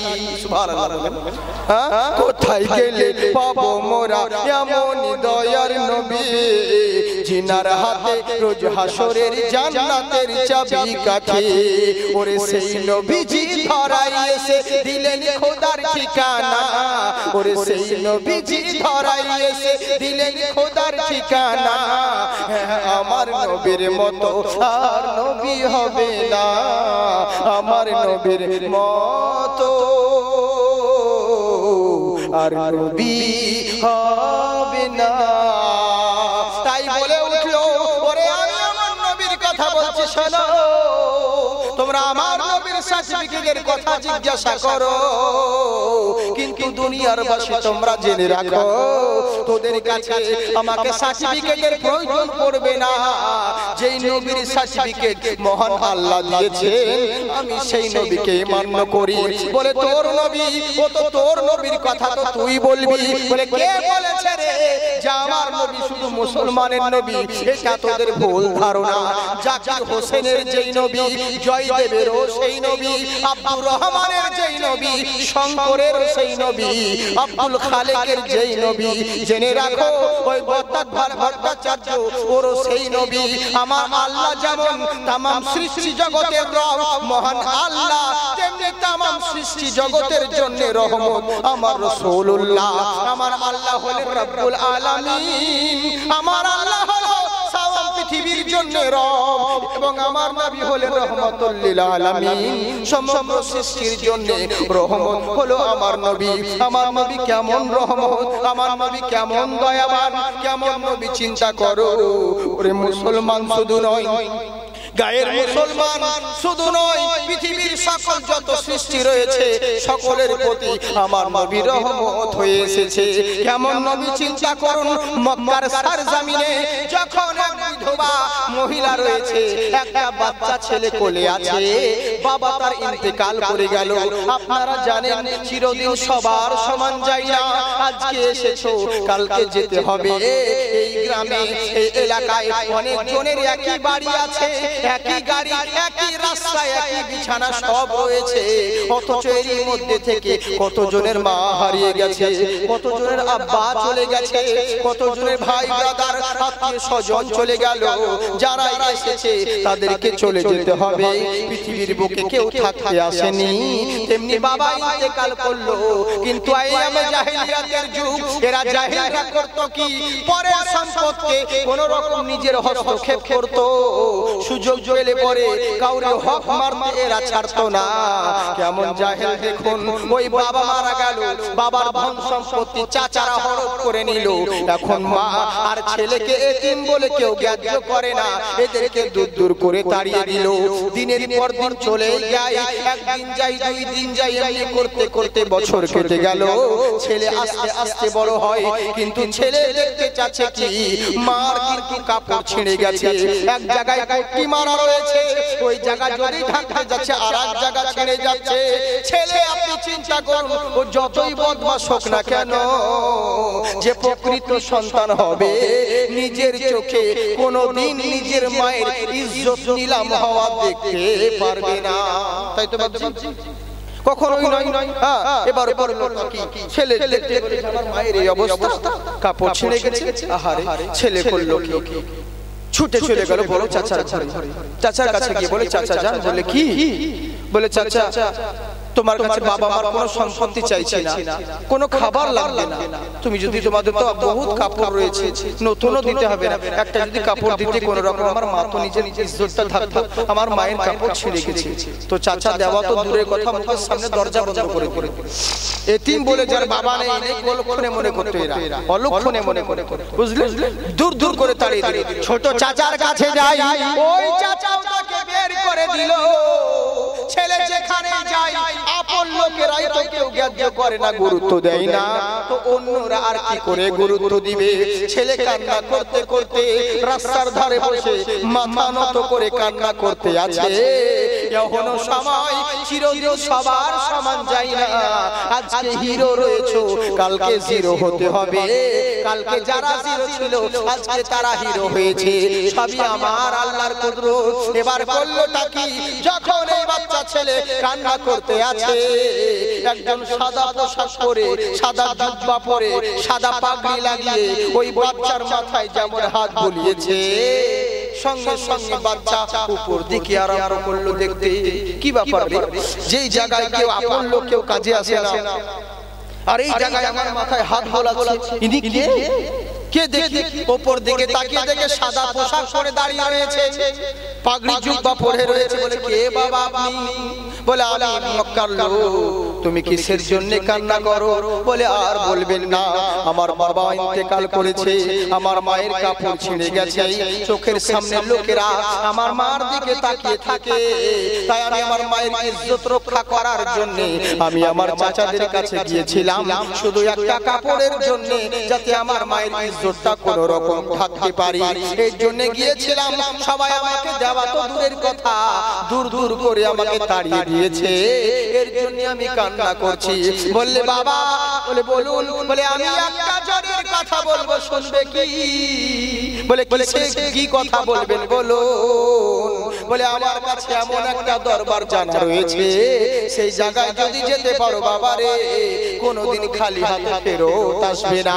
বলে কে এমন রয়েছে বাবা এই দুনিয়ার বুকে আপন লোকেরা যার কেউ কাজে আসে না? কে এমন দরদি রয়েছে যে আমার মতন পরকে সে উপকার করবে? কে এমন বলুন। বলে বাবা তুমি কি আব্দুল্লাহ নাম শুনেছো? বলে হ্যাঁ শুনেছি, মক্কার কাবার মুতাল্লি আব্দুল মুত্তালিবের ছেলে আব্দুল্লাহ। বলে ওর ছেলে একজন আছে মুহাম্মদ সাল্লাল্লাহু আলাইহি ওয়াসাল্লাম নাম তার? বলে হ্যাঁ শুনেছি। বলে ওই রাসূলের দরবারে যদি যেতে পারো তোমার আশা পূর্ণ হবে। আমার মন বলে উনার কাছ থেকে গেলে পরে কেউ খালি হাতে কোনোদিন ফেরত আসে না। ওই কাছে নবীর কাছে যাও। বাচ্চা ছেলে বলছে তাই নাকি? বললে হ্যাঁ। বলে আমি যাব না। বলে আমি যাব না। কেন? বলে আমি শুনেছি ওর কাছে যে যায় তাকে রাখে জোর করে কলমা পড়িয়ে দেয়, কলমা পড়িয়ে মুসলমান করে দেয়। আমাদের যেমন রটে আছে, লোকে বলে না তোদের ইসলাম তো তলোয়ার জোরে ফেলিয়েছে সারা পৃথিবীর বুকে, আর এই ইসলাম যদি তলোয়ার জোরে আসতো তাহলে কবে আমরা শেষ করে দিতাম। জবরদস্তি ইসলাম কেনই বা মানতাম? কিন্তু এই তলোয়ারের দ্বারাই মাথার গর্দন কেটে যায়। কিন্তু এমন তলোয়ারের দ্বারাই ইসলাম প্রচার হয়েছে যে তলোয়ারিতে কলজে কেটে দিয়েছে। লোকে বলে না ইসলাম প্রচার হয়েছে তলোয়ারের দ্বারাই, কথাটা ঠিকই বলে কিন্তু বলতে ভুল করে। তোমরা যে ভাবছো তলোয়ারের দ্বারাই, কিন্তু হ্যাঁ ওই লোহার বানানো হাতিয়ারের তলোয়ার দ্বারা ইসলাম প্রচার হয়নি। ইসলাম প্রচার হয়েছে আমার নবী মুস্তাফার আখলাক ব্যবহারের তলোয়ার দ্বারা। সারা পৃথিবীতে ইসলাম প্রচার হয়েছে, আখলাকের তলোয়ার নবী মুস্তাফার ব্যবহারের তলোয়ার দিয়ে ইসলাম প্রচার হয়েছে। এই বাচ্চা বলছে যাব না, ওর কাছে যে যায় তাকে জবরদস্তি কলমা পড়িয়ে দেয়। বলে কে বললো তোমাকে? বলে আমি মক্কাতে তো ওই কথাই রটে, সবাই তো বলে, আর আমিও তো জানি, আমার মা বলেছে আমাকে। বলে তাই নাকি? বলে বাবা ভুল ভাবছো তুমি যেটা শুনেছো ভুল শুনেছো। আমি বলছি যাও যাও, এসব কোনো কথাই নয়, উনি ওরকম ব্যক্তি নয়। বলে তাই নাকি? বলে হ্যাঁ। বলে ঠিক আছে তাহলে আমি যাব। বলে আর দেরি করো না, এক্ষুনি তুমি যাও। বলে এখন যাব না। বলে কেন? বলে আমার বাড়িতে মা রয়েছে, আগে মাকে জিজ্ঞাসা করব, মা যদি ইজাজত দেয় তাহলে নবীর দুয়ার যাব, আর মা যদি নিষেধ করে দেয় আমি আর কখনো না যাব। আহা, চিন্তা করতে পেরেছে? ইহুদির ছেলে, ছোট ছেলে, তবু তাও বলছে আগে মার কাছে ইজাজত দিই। আর আমরা বিয়ে যেমন হয়ে গেল, যেমন নতুন ঘরে প্রবেশ করলো, তেমনি কোথায় মার কোথায় বাবা সব ভুলে গেল। যাই না, বাবা মাকে গুরুত্বই দেয়।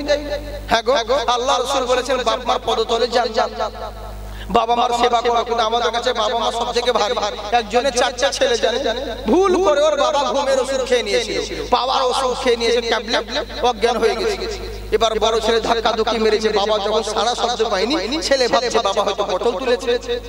এবার বড় ভাই যুক্তি করলো সব ভাইকে ডেকে, আরো 3 ভাই ছিল, নিয়ে 4 ভাই মিলে যুক্তি করছে, শোন বাবা তো অনেক জমি জায়গা রেখে গেছে, আমাদেরকে টাকা পয়সা দিয়ে গেছে, তো বাবাকে দামি কাঠ দিয়ে পোড়াবো, চন্দন কাঠে পোড়াবো। তো দ্বিতীয় ভাইটা বলছে তাহলে বাবাকে কত কষ্ট করে খেলাম, পুরাতন বটের গাছটা আছে, চল নিয়ে গিয়ে পুড়িয়ে দেবো বাবা। তো তৃতীয় ভাইটা বলছে ঠিক আছে, তাকে বাবাকে তো শ্মশানে নিয়ে যেতে হবে। বাবা মা কত ভারী চিন্তা করে, ওইটা শ্মশানে নিয়ে যেতে হবে, তাকে অটো ফটো ভারী ভাড়া কর, নিয়ে তো যেতে হবে, একটু একটু ভাড়া কর।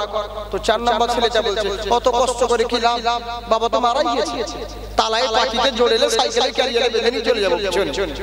এদিকে ওর বাবার জ্ঞান ফিরে গেছে। ওর বাবা বলছে তোদের অত কষ্ট করে কি লাভ, আমি হেঁটে এসেছি, আমাকে পড়াবি? বুঝলেন?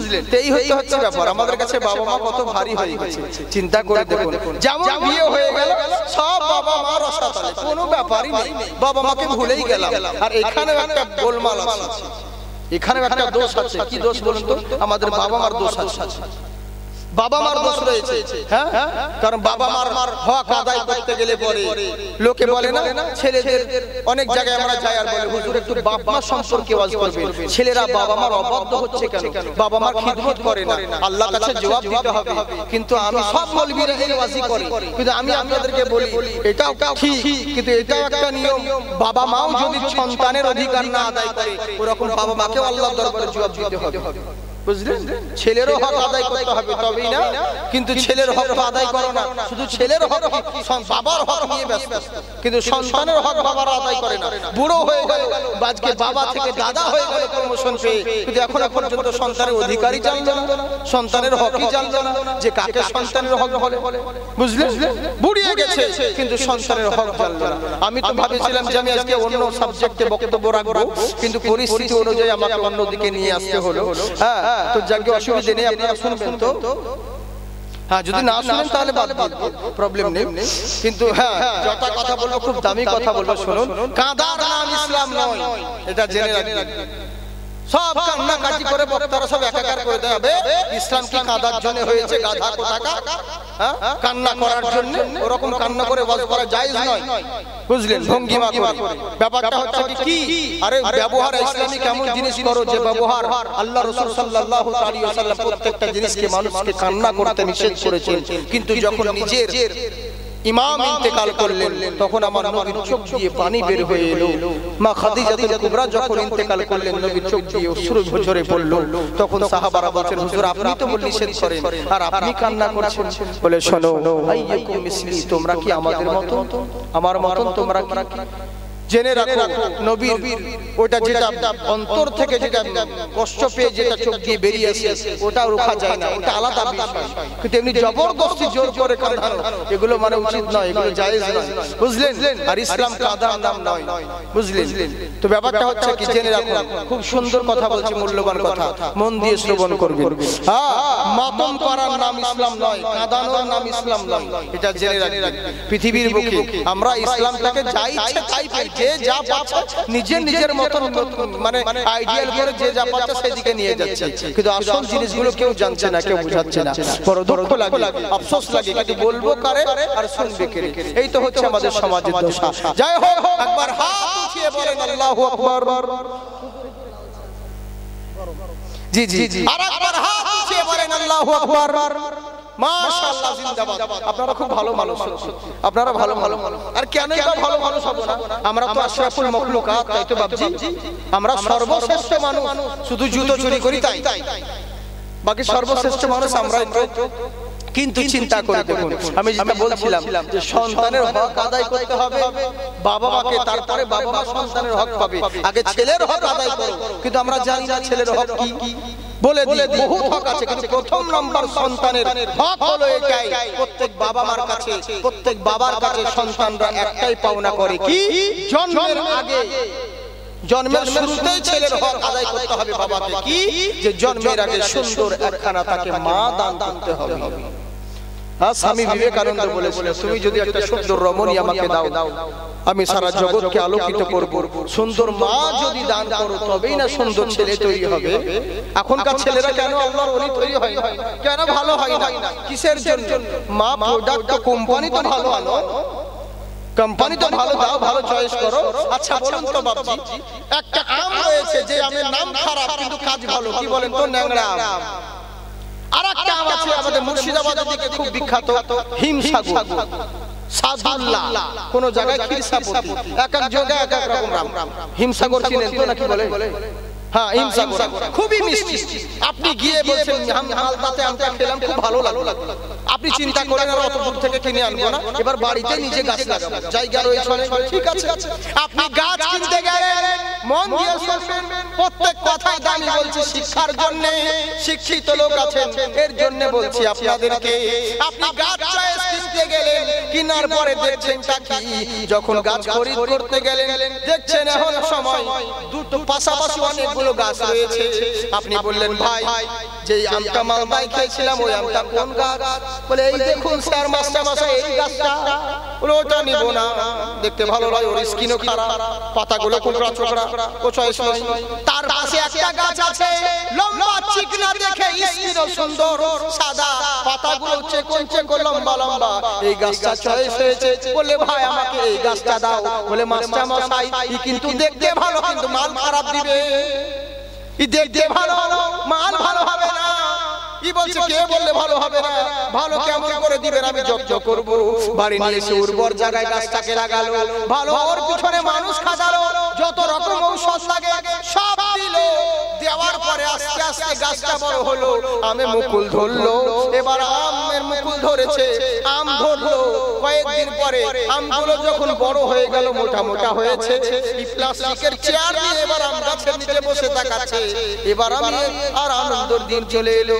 এবার বিআই বিআইনের বাড়ি আম নিয়ে যাব, আত্মীয় স্বজনের বাড়ি আম নিয়ে যাব, আর আমাকে কিনতে হবে না, আমও প্রচুর ধরেছে। এবার চিন্তা করলাম যে প্রথম ফল একবার পেড়েই দেখি।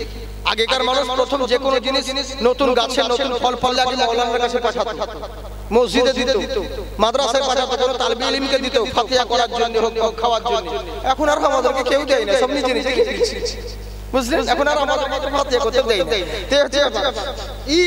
চিন্তা করলো যে দেখি নতুন ফল, নিজে একটা পারি, যেমন আম পেড়ে মুখে কামড় মেরেছে, মুখেও পানি চোখেও পানি ঝরতেছে।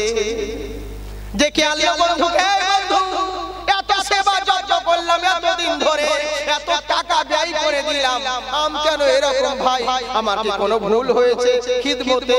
বলে মাস্টারমশাই না, আপনার সবই ঠিক আছে, এখন মিস্টেক কিছু হয়নি, প্রথমে গাছ চয়েস করতে মিস্টেক হয়েছে।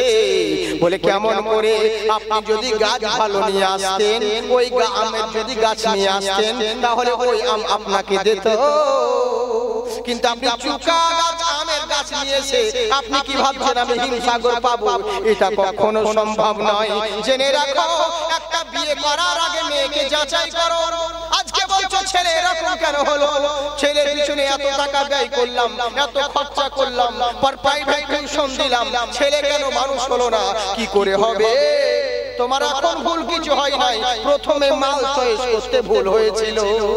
যদি গোডাউন ভালো চয়েস করতে তাহলে গোডাউন ভালো হতো, ইটের ফার্মা যদি ভালো হতো তাহলে ইট ভালো হবে। কিন্তু তুমি দেখলে না যে বিয়ের আগে যাকে বিয়ে করবে তোমার সন্তানের মা সেই হবে। তুমি আগে ভালো করে যাচাই করো যে আমার আগামী দিনের সন্তানের মা হবে, তাকে আগে ভালো করে যাচাই করো। মেয়েটা বিয়ের আগে কোথায় আড্ডা মারে, বাবা মার অবাধ্য চলে কিনা, রাত 10টার সময় বাড়িতে, রাত 12টার সময় বাড়িতে আসে কিনা, বন্ধু বান্ধবদের সঙ্গে কলেজে এদিক সেদিকে আড্ডা মারে কিনা, আগে ভালো করে যাচাই করো। যেই মেয়ে হয়ে নিজের বাবা মার কন্ট্রোলে থাকে না, বাবা মার অধিকার নষ্ট করে, ওর মেয়ের পেটের যদি বাচ্চা ছেলে হোক আর মেয়ে হোক, ও যদি দুনিয়ার বুকে আসে, ও তো মেয়ে হয়ে মানেনি, তোর পেটের ছেলে ওকে কি মানবে? তাই আদর্শবান যদি সন্তান চাও তোমরা, আদর্শবান যদি সন্তান গঠন করতে চাও, আগে সুন্দর তাকে মা দান করো। তুমি নিম গাছ লাগিয়ে আম খাবো মনে করছো, এটা কখনো সম্ভব নয়, আগে মা চয়েস করো। এবার আপনারা এখন বলবেন হুজুর এই অস্ত্র আগে যদি করতেন ভালো হতো, কাজ তো সেরে ফেলেছি, বিয়ে তো হয়ে গেছে, কি করব? তাহলে কি ছেড়ে দিব? না, ছেড়ে দেন না। মাল খারাপ হলে বাদ দিতে হয় না, কি করতে হয়? ওকে মডিফাই করতে হয়। যখন কোনো মালের পার্টস পাওয়া যাবে না তখন ওকে মডিফাই করুন। তো মেয়েরা বিয়ে যখন করে ফেলেছেন ওদেরকে বাদ দিতে হবে না, মডিফাই করুন। মডিফাই কি করবেন? ওকে নামাজের তালিম দিন, বাড়িতে ভালো ভালো ঈমানদীপ্ত মহিলা সাহাবীদের জীবনী পড়ান, মহিলা সাহাবীদের ঘটনা বলুন, বাড়িতে শেখান। আমি কসম করে বলছি 40 দিনের মধ্যে আপনার স্ত্রী আবার সুন্দর আদর্শবান একটা মহিলা তৈরি হবে। সুবহানাল্লাহ। কিন্তু সিরিয়াল বাদ দিতে হবে। ওই একসঙ্গে দুটো লাইতে সিরিয়াল দেখবো আর যখন ফাঁকা সময় পাবো তখন নামাজ কালাম করবো, তা নয়। দুটোর মধ্যে দুই নৌকায় পা দিলে চলবে না। যে করে 40 দিন কন্টিনিউ করুন, বাস। তেমনি যুবক ছেলেদেরকে বলবো যারা নামাজ পড়ো না, তোমরা নামাজ পড়ছো তো প্রথম 10 দিন কষ্ট করো, 10 দিন তোমার মন বিরক্ত লাগবে, 10 দিন পরে দেখবে ওই নামাজই তোমাকে ছাড়বে না। আর যখন নামাজ তোমাকে, এখন তুমি নামাজ ধরো, আর যেদিন নামাজ তোমাকে ধরে নেবে সেই দিন বুঝে নেবে তুমি লাভবান হয়ে গেছো, কামিয়াব হয়ে গেছো। এই জন্য বলছি বাবা, প্রথম 40 দিনকে মডিফাই করো, দেখবেন মেয়ে আদর্শবান মেয়ে তৈরি হয়ে গেছে, পরিবারটা আদর্শবান তৈরি হবে। কিন্তু আমরা তো তা করি না।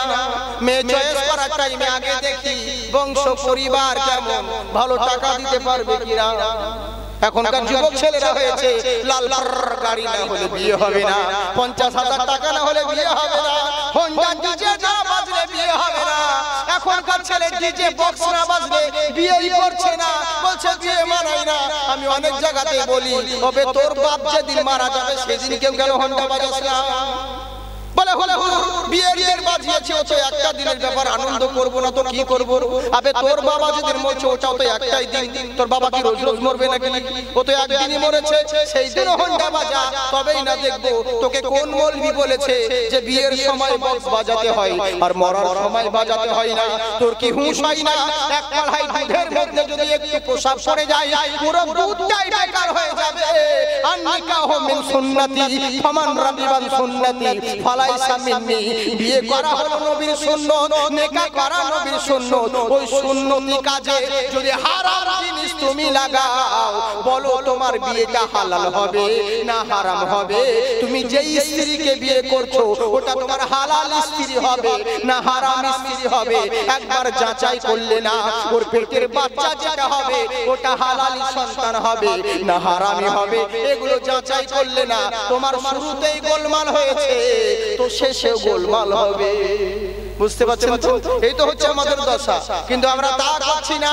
মেয়ে চয়েস করার সময় ওরকম চয়েস করি না। কেমন? আমি একটা মাস্টারের বিয়ে দেখতে গিয়েছিলাম, বুঝলেন তো? মাস্টার সাহেব নিয়ে গেছে আমাকে, মাস্টার যাই, হ্যাঁ হাই স্কুলে চাকরি পেয়েছে, চলো ভাই বিয়ে দিয়ে। এবার গিয়েছি, বউ দেখতে গিয়ে জিজ্ঞাসা করছে কিসে পড়ো? বলছে ডবল এমএ করেছে। এবার জানা জিজ্ঞেস করার ভৌত বিজ্ঞান, জীবন বিজ্ঞান নিয়ে, আর্টস নিয়ে, কমার্স নিয়ে বিভিন্ন ইত্যাদি প্রশ্ন করা হলো। মেয়েটা উত্তর দিল, নাচ গান সব কিছুই জানে। এবার আমাকে মাস্টার সাহেব বলছে জাকির ভাই তুমি কিছু বলো। আমি কি বলবো রে ভাই? আমাকে এমনিতে তো মেয়েরা দেখে লজ্জা করে, ভাসুরের মধ্যে সম্মান করে, মৌলবীদেরকে খুব সম্মান করে, বুঝলেন তো? মানে গোটা রাস্তায় উদম হয়ে বেড়াবে, আর যেমন মৌলবী দেখলো তেমনি এমনি, বুঝলেন তো? মানে আমরা তো শ্বশুর আর ভাসুর হই, এই হচ্ছে ব্যাপার। তো তেমনি তাহলে মেয়েরা তো এমনিতে দেখে আমাদেরকে লজ্জা করে, তো কি বলবো? জিজ্ঞেস করবো ওদেরকে, বলে না করো, যখন এসো কিছু করো। তো মেয়ে আর নানি আছে দুজনেই। আমি এবার জিজ্ঞেস করছি বোন তুমি আরবি জানো? বলে হ্যাঁ জানি। তখন ও নানি বুড়ি, এরা বা পিকআপ বেশি, ইয়া বলছে আমার নাতি সব জানি, 2 খতম দিলে এই দিনকে মৌলবীর কাছে 2 খতম দিয়েছে, যা দোয়া বলবেন আমার নাতি সব জানি। বাবা আমি জিজ্ঞেস করতাম না, কিন্তু নানি যে বললো যে সব দোয়া জানে, ওই লেগে বললাম সব দোয়া জানো? জানি। তাহলে আচ্ছা বলো তো দেখি বোন ভাত খাবার দোয়া কি? তো মেয়েটা কি বলে জানেন? আল্লাহুম্মা ইন্নী আউযু বিকা মিনাল খুবসি ওয়াল খাবাইস। মাস্টারকে বলছি ভাই হলো, মাস্টার বলছে হ্যাঁ ঠিক আছে, মানে ও সালাম জানে না, বুঝলে? ও জানে না তো কি বুঝবে মাস্টার? ও বলছে হ্যাঁ ঠিক আছে। ওকে জিজ্ঞাসা করেছি ভাত খাবার দোয়া কি? ও আমাকে বলছে বাথরুমে যাওয়ার দোয়া। বুঝতে পারলেন? এই তো সমাজের দশা। বলবো কারে আর শুনবে কে রে? এই তো দেশের পরিস্থিতি ভাই জান, কি বলবো? তাই চয়েস করার আগে দেখো মেয়েটা সুন্দর না হলেও চলবে, যদি সেরকম মেয়ে যদি ধন দৌলত না থাকে তবু চলবে, কিন্তু আমার রাসূল বলেন সুন্দর হলে যথেষ্ট, যদি ধন দৌলত থাকে তাও ভালো, কিন্তু একটা জিনিস ওর থাকা লাগবে। সেটা কি? মেয়েটাকে পরেশগার মুত্তাকিন হতে হবে। গুণবান যদি মেয়ে মহিলা হয়, ও সুন্দর যদি নাও হয়, ওকে বিয়ে করো, ওর পেটের সন্তান জগৎকে আলোকিত করবে। আর যদি সব সুন্দর হয়, যদি পরেশগার মেয়ে না হয়, গুণ যদি না থাকে, ওর আখলাক চরিত্র যদি ভালো না হয়, ওর পেটের সন্তান কোনোদিন ভালো হবে না, কুলাঙ্গার তৈরি হবে। মা বোন তোমরা দুঃখ করো না, তোমাদেরকে বলি ওহামাদিকের মেয়েদের কথা বলছি। আমাদের দিকের মেয়েদের কথা বলছি, এদিকের মেয়েরা তো ভালো, আমি এদিকের কথা বলছি, বুঝলেন তো? হ্যাঁ, তো তেমনি আগে সন্তানের হক আদায় করো, জন্মের আগে একটা ভালো মা দান করো, তাই তো বাবজি? আগে মা দান করো, তবে ছেলে ভালো হবে। কিন্তু আমরা তা করি না, শুধু গেলাম আর বিয়ে করে চলে এলাম, বাস হয়ে গেল, কিসসা খতম, এটাই জিন্দেগি। কিন্তু না, এবার জন্মের পরে, দ্বিতীয়বার জন্মের পরে পরে এবার দ্বিতীয় নাম্বার হক হলো একটাই, বাপকে আদায় করতে হবে। ওই ছেলেকে জন্মের পরে পরে দুটো ভ্যাকসিন দিতে হবে। আমরা করোনার ভ্যাকসিন নিলাম, একটা ভ্যাকসিন হবে না, দুটো ভ্যাকসিন লাগলো। আমার বিদেশের প্রোগ্রামে, করাচি যখন প্রোগ্রাম হলো, পাকিস্তানে সব টিকিট হয়ে গেছে, ভ্যাকসিনের জন্য আমাকে ঠিক ভিসা দিচ্ছে না। টেনশনে পড়ে গেলাম, কি করব? আবার ডবল ডোজ করতে হলো, তবে সার্টিফিকেট দিল। ওদের নিয়ম হলো কি, যে ডবল ডোজ যদি থাকে, সার্টিফিকেট যদি পেয়ে যায়, সারা দেশ ভ্রমণ করে বেড়াবে, ওর কিচ্ছু রোগ হবে না। তেমনি দুনিয়ার বুকে নানা রকম ভাইরাস রয়েছে, নাস্তিকতার ভাইরাস, বিভিন্ন রকম ভাইরাস, ধর্ম বিরোধী ভাইরাস, সনাতনী ভাইরাস, নানা রকম ভাইরাস রয়েছে। এই ভাইরাস থেকে বাঁচাতে হলে জন্মের পরে পরে ছেলেকে দুটো ভ্যাকসিন দাও, ডান কানে আজান, বাম কানে ইকামত। এই যদি দুটো ভ্যাকসিন দিয়ে থাকো, ছেলে লন্ডন, আফ্রিকা, আমেরিকা যেখানেই যাক না কেন, ওই ছেলে মরে যাবে, কিন্তু কোনোদিন বেঈমান হবে না, মুসলমান হয়ে মরবে, বুঝলে? কিন্তু আমরা এসব তো জানি না। ভ্যাকসিন এখনো ভুলিয়ে গেছে, কতজন এটাই জানে না। লোকে ভাবে আজান আর ইকামত মানে ডান কানে শুধু আজান দিতে হবে আর বাম কানে ইকামত দিতে হবে। এক হাজী সাহেবকে বললাম, হাজী সাহেব আপনার নাতনি হয়েছে? বলে হ্যাঁ। বলে যান আজান দিয়ে আসেন। গেল আর চলে এলো, 2 মিনিট লাগলো না। বলে চাচা এত জলদি কেন, আজান কি দিলেন? বলে হ্যাঁ বাবা দিলাম। বলে কেমন করে দিলেন? বলে আপনি যা বলেছেন তাই সেরকম করি। বলে কি? বলে ডান কানে আজান আর বাম কানে ইকামত। বললাম আচ্ছা সত্যি বলুন তো দেখি আপনি কি দিয়েছেন? যদি আজকেও দিতেন তাও তো শুনতে পেতাম, মসজিদের পাশে বাড়ি, আর এত জলদি গেলেন আর চলে এলেন, এত স্পিডে। আচ্ছা কেমন করে আজান দিলেন? বলে আমি বাড়ি গেলাম, আমার মেয়েকে বললাম মা তোর ছেলেকে আমার কোলে দিল। আমি কোলে ছেলেটাকে নিয়ে ডান কানটাকে মুখের কাছে করে বললাম আজান আজান আজান, বাম কানটা নিয়ে বললাম একামত একামত একামত। মানে বুঝতে পারছেন এত বড় শিক্ষিত লোক হয়ে ভুল করছে। আমরা এগুলো তো জানলাম না, তো কি বলবো শোনাও। কি অনেক জনা তাকবীর একামত জানি না। হ্যাঁ গো, বহুত মানুষ আছে ও সব জানি, কি বলবো কাকে বলবো, বহুত রকম বুড়িয়ে যাচ্ছে। এখন আব্দুল্লাহ ইলাহি আছে, আমি উত্তরবঙ্গে একটা প্রোগ্রামে রাস্তা ধারে মসজিদে নামাজ পড়ছি, তো আসরের টাইম হয়ে গেছে, কি করব? রাস্তা ধারে মসজিদ ছিল, আজান দিয়ে দিয়েছে। গেলাম দেখি দুজন বসে আছে বয়স্ক মানুষ, আমি একাই, আমরা তাহলে তিনজন আছে, জামাত হবে। চাচা একামত দেন, নামাজ পড়াচ্ছি। এবারে একামত দিতে বলেছি, তাকবীর দিতে, তো তাকবীর দিতে আল্লাহু আকবার আল্লাহু আকবার আশহাদু আল্লা ইলাহা ইল্লাল্লাহ আশহাদু আল্লা ইলাহা ইল্লাল্লাহ আল্লাহু আকবার আল্লাহু আকবার আশহাদু আন্না মুহাম্মাদুর রাসূলুল্লাহ আশহাদু আন্না মুহাম্মাদুর রাসূলুল্লাহ আল্লাহু আকবার আল্লাহু আকবার। এই তো তাকবীর শেষ হবে না রে, আরে যা এই তাকবীর হলো সারা দিন এ তো আসর থেকে মাগরিব হয়ে যাবে, তো কিয়ামতে শেষ হবে না। বলে আপনি কেন ভুল হচ্ছে? হ্যাঁ ভুল তো হচ্ছে, এইভাবে তাকবীর হয় না। কি বলবো অমনি করতে করতে যা 70 বছর হয়ে গেল পার করে দিলাম।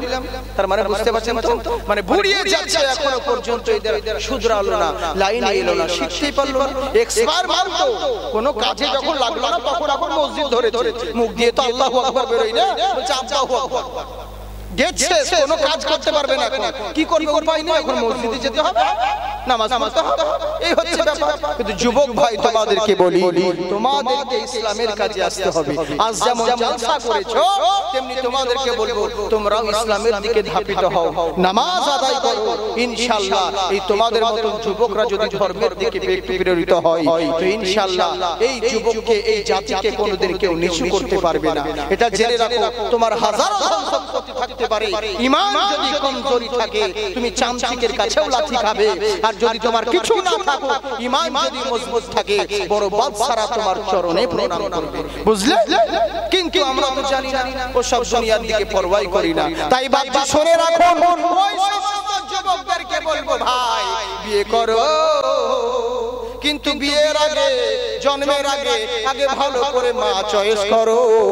এবার বললোটা কি, যদি তাই হয় ছেলেকে জন্মের পরে দ্বিতীয় হক, ডান কানে আযান আর বাম কানে ইকামত, দুটো ভ্যাকসিন দিতে হবে। ছেলেকে কোনোদিন নাস্তিক হতে পারবে না, ইমানদার হয়ে মরবে। এক এক করে বহু হক আছে, আমি ওদিকে যাচ্ছি না। এবার যদি ছেলেদেরকে বলবো, তোমার বাবা মা যদি অন্যায় করে, তোমার বাবা মা যদি তোমার হক নষ্ট করে, তোমার অধিকার দেয়নি আল্লাহ তোমাকে বিচার করার, বাবার চোখে চোখ রেখে কথা তুমি বলবে না, চোখ রাঙিয়ে কথা বলবে না। ও যদি অন্যায় করে থাকে আল্লাহর কাছে জবাব দিবে, এর বিচার আল্লাহ করবে। কিন্তু তুমি যদি তোমার বাবার সেবা করো, মহান আল্লাহ তাআলা এই বাপ মার বদৌলতে তোমাকে জান্নাতে প্রবেশ করবে। জোরে বলেন সুবহানাল্লাহ। কিন্তু আমরা দুনিয়ার মোহে পড়ে বাপ মাকে চিনলাম না, অথচ ইহুদির ছেলে, ইহুদির বাচ্চা, ও বলছে পথিক মশাই আগে মার কাছে যায়, আগে মা যদি আমাকে জিজ্ঞাসা, মা যদি অনুমতি দেয় তাহলে নবীর কাছে যাব, মা যদি নিষেধ করে আমি আর না যাব। এখান থেকে বলছিলাম আগে বলবো না ছেড়ে দিব? বলবো? আপনারা বলবো তো? মাশাআল্লাহ, বেশি গেছে, আপনারা ভালো ভালো। জি জি জি, আল্লাহ আপনাদেরকে আবাদ রাখুন। সোনামুখী আমি বহু দূর থেকে এসেছি, আপনাদের জন্য অন্তর থেকে দোয়া করব। আর মুসাফিরের দোয়া আল্লাহ কবুল করেন। আমার তো এত দূরে আসার কোনো কথাই নয়, কারণ যেহেতু বিশাল দূর, তো এখন তো ডিজিটাল সময়, মানে বুঝতে পারছেন এক একটা দিনের জন্য আমাদেরকে আছে এত দূর আসা, মানে আমাদের খুব সমস্যা। কিন্তু জি জি, যখন প্রোগ্রাম নিয়ে ফেলেছে তখন তো আমাদেরকে আসতেই হবে। কিন্তু যার কারণে কি করব, হ্যাঁ, জবান যখন দিয়েছি তখন জবান, এটা বড় খেলাপ করা, এটা আলিমের পরিচয় নয়। কাউকে জবান দিয়ে জবান খেলাপ করা, কথা দিয়ে কথা খেলাপি করা। অতএব কথা দাওয়াত নেওয়ার পরে আমি পরে দেখলাম যে আমার তো প্রচুর দূর পড়ে যাচ্ছে, কিন্তু কি করব, আর কি ক্যান্সেল করা যায়, নিয়ে ফেলেছি। তবু ভাইকে বললাম পলাশদাকে যে এরকম এরকম ব্যাপার, এই সমস্যা হচ্ছে, বলে আসুন দেখা যাবে, প্রবলেম হবে না, আমরা মানুষের বিবেক আছে তার জন্য না। তো যাক ইনশাআল্লাহ খুব ভালো হলো। তাহলে সামনে বলে বলছেন তো একবার ভাত উঠিয়ে বলেন আল্লাহু আকবার। নাই কোন বান্দা, পাঁচজন ব্যক্তি শুধু 2000 করে টাকা দান করে, পাঁচজন ব্যক্তি 2000 করে টাকা দেন। আমি কালেকশন বক্তা নই, বুঝলেন তো? কিন্তু কি করব বলুন, মজমুজ জালসাতে পড়ে, জালসার জন্য, দিনের খিদমতের জন্য এগুলো করতে হবে, বুঝতেই পারছেন বহুত টাকা খরচার বিষয়, বিভিন্ন জিনিস। এর লেগে বলবো সোনামুখী, আমি আপনাদেরকে বলবো আপনাদের এই জালসার জন্য, আমি যদি অন্যান্য জায়গায় না পড়ি এরকম হাজার হাজার টাকা তো লোকে আমার পকেটে ভরে দেয়, আমি পেয়ে যাই হাদিয়া বকশিশ।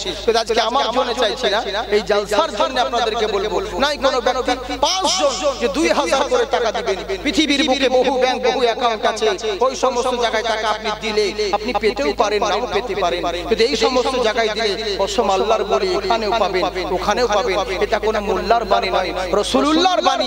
আপনার নিজের বলে কোনো জিনিস নাই, যেটা খাচ্ছেন সেটা আপনার, যেটা পরনে পড়ে আছেন না ওটাই আপনার, যেটা ভালো কর্ম দুনিয়াতে করে যাবেন সেটাই আপনার সঙ্গে যাবে। তাছাড়া নিজস্ব কোনো জিনিস বলে নাই। বাপজি সোনামুখী আমার কলিজার টুকরা, নয়নের মণি, আব্বা জানেরা, আম্মা জানেরা, আমি বলবো হ্যাঁ কত দিকে কত টাকা যাচ্ছে বুঝেছেন। আর এই সমস্ত জায়গায় দিলে কোনোদিন পানিতে পড়বে না। আমি মুসাফির মানুষ, আপনাদের জন্য দোয়া করব। নাই কোনো বান্দা, পাঁচজন শুধু 2000 করে টাকা দেন, 2 লক্ষ চাই না, 20,000 চাই না। আরে চাই না তো লোকে হাজার হাজার টাকা দিয়ে দেয়, কিন্তু না চাইলে কে দেয়? না চাইলে কে দেয়? নাই কোনো বান্দা। আজ যদি নাও থাকে কাল দিবেন, নামটা তো লিখিয়ে যান। কাল যদি নাও দিতে পারেন 2 দিন পর দিবেন, 2 মাস পর দিবেন, তাহলে আগামী জালসা হতে হতে যেন দিয়ে দেন। সেটাও যদি না পারেন তো কোনো ব্যাপার নেই, মরার পরে দিবেন। আর কত সুযোগ দিব বলুন, মরার পরে শুধু অপশন দিলাম আপনাদেরকে।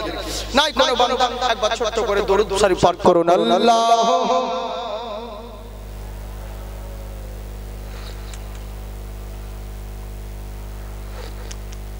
ওয়ালা আলে সাইয়্যিদিনা, জোরে জোরে বলুন, ওয়ালা আলে সাইয়্যিদিনা সাল্লাল্লাহু তাআলা আলাইহি ওয়াসাল্লাম। জয় হোক বাবু সোনামুখী আমার, ইনশাআল্লাহ কত সুন্দর কথা বলছি। দেখো সামনের দিকে, যখন এই বাচ্চা বলছে আগে মার কাছে যাব, মা যদি ইজাজত দেয় তাহলে জিজ্ঞাসা করব, মা যদি হুকুম দেয় তাহলে নবীর কাছে যাব। এবার দৌড়িয়ে মার কাছে গেল, মা বলছে বেটারে তোর চোখে কেন পানি ঝরতে আছে? বলে মা তুমি আর বলবে না। বলে কি হয়েছে বেটারে? বলে আমি তোমার কাপড়ের জন্য যার কাছে কাছে গিয়েছি আমার মুখের সামনে দরজা বন্ধ করে দিয়েছে। এর জন্য মা জননী তুমি একটা কাজ করো, তুমি আমার জন্য দুঃখ করো না। মা বলছে কেন গিয়েছিলি? বলে মা সব সহ্য করতে পারি, তোমার এই ইজ্জত নিলাম হওয়া কখনোই সহ্য করব না।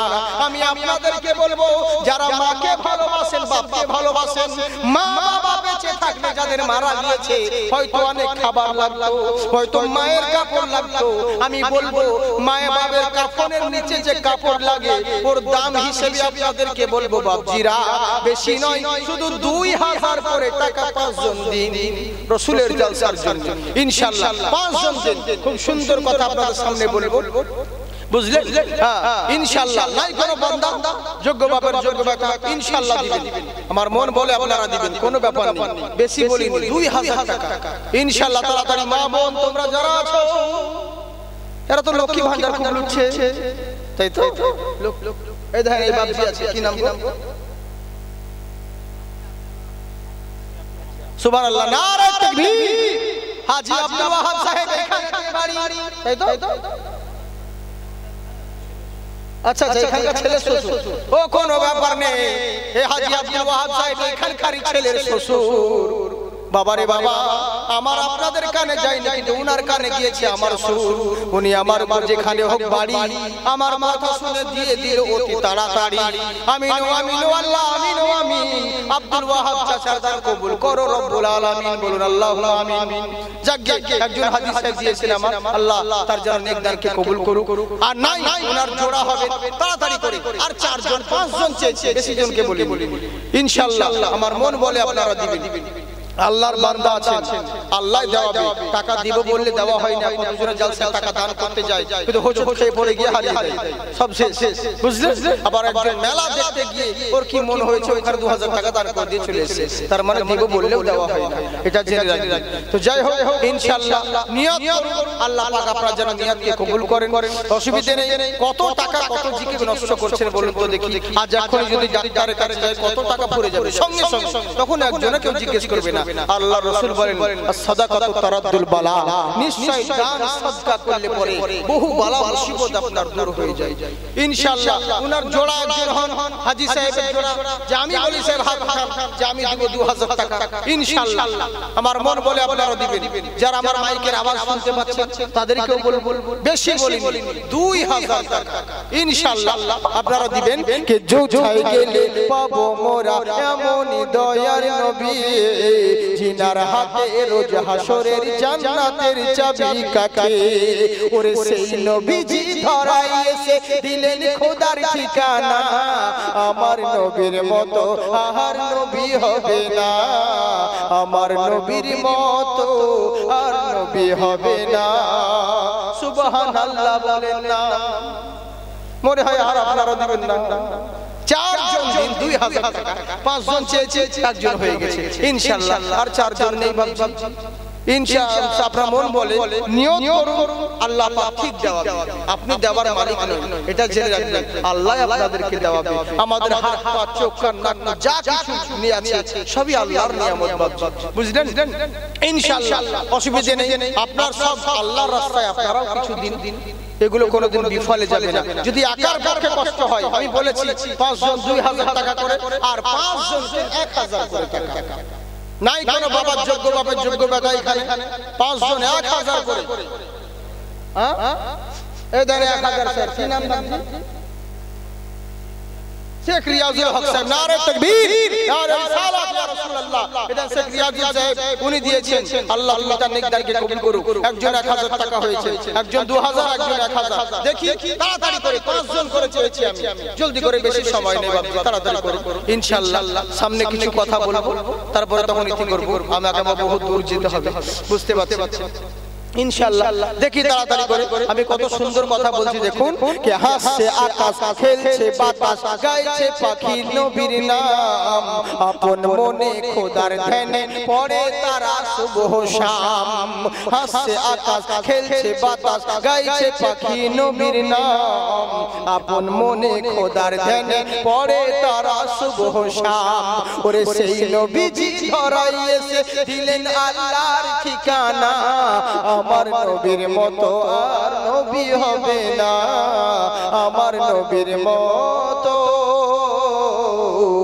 আর নবী হবে না। মোহাম্মতে জোরে বলেন সুবহানাল্লাহ। জি দেখুন কেমন অভ্যাস, কেমন তাদের নিয়ম, কেমন জিনিস দেখুন। আগে আপনাদেরকে বলছি, বলবো তো বলবো, তাহলে 4 জন দিন আর 1000 করে টাকা, 4 জন বেশি নয়, 5 জন যে 4 জন হয়ে গেছে, 4 জন দিন ইনশাআল্লাহ এই দান কোনোদিন বিফলে যাবে না। মা বোন যারা মাইকের আওয়াজ নাকি কোন দিকে আছে? ও পর্দাতে আছে। আচ্ছা বেশ, জি ওদের পর্দা গোপাল যোদ্ধা।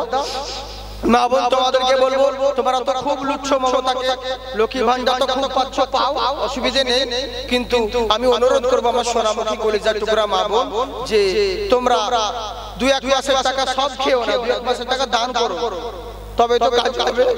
তবে আর দোয়া করবো না যে মমতার জন্য বেশি টাকা দেয়, এই দোয়া করবো। কেন বলুন? সামান্য 500 টাকা দেওয়াতে যদি এদের এত পিকআপ হয়, যদি 5000 টাকা পায়, স্বামী খাবে 14 বার তালাক দিবে ভাই, বুঝলি?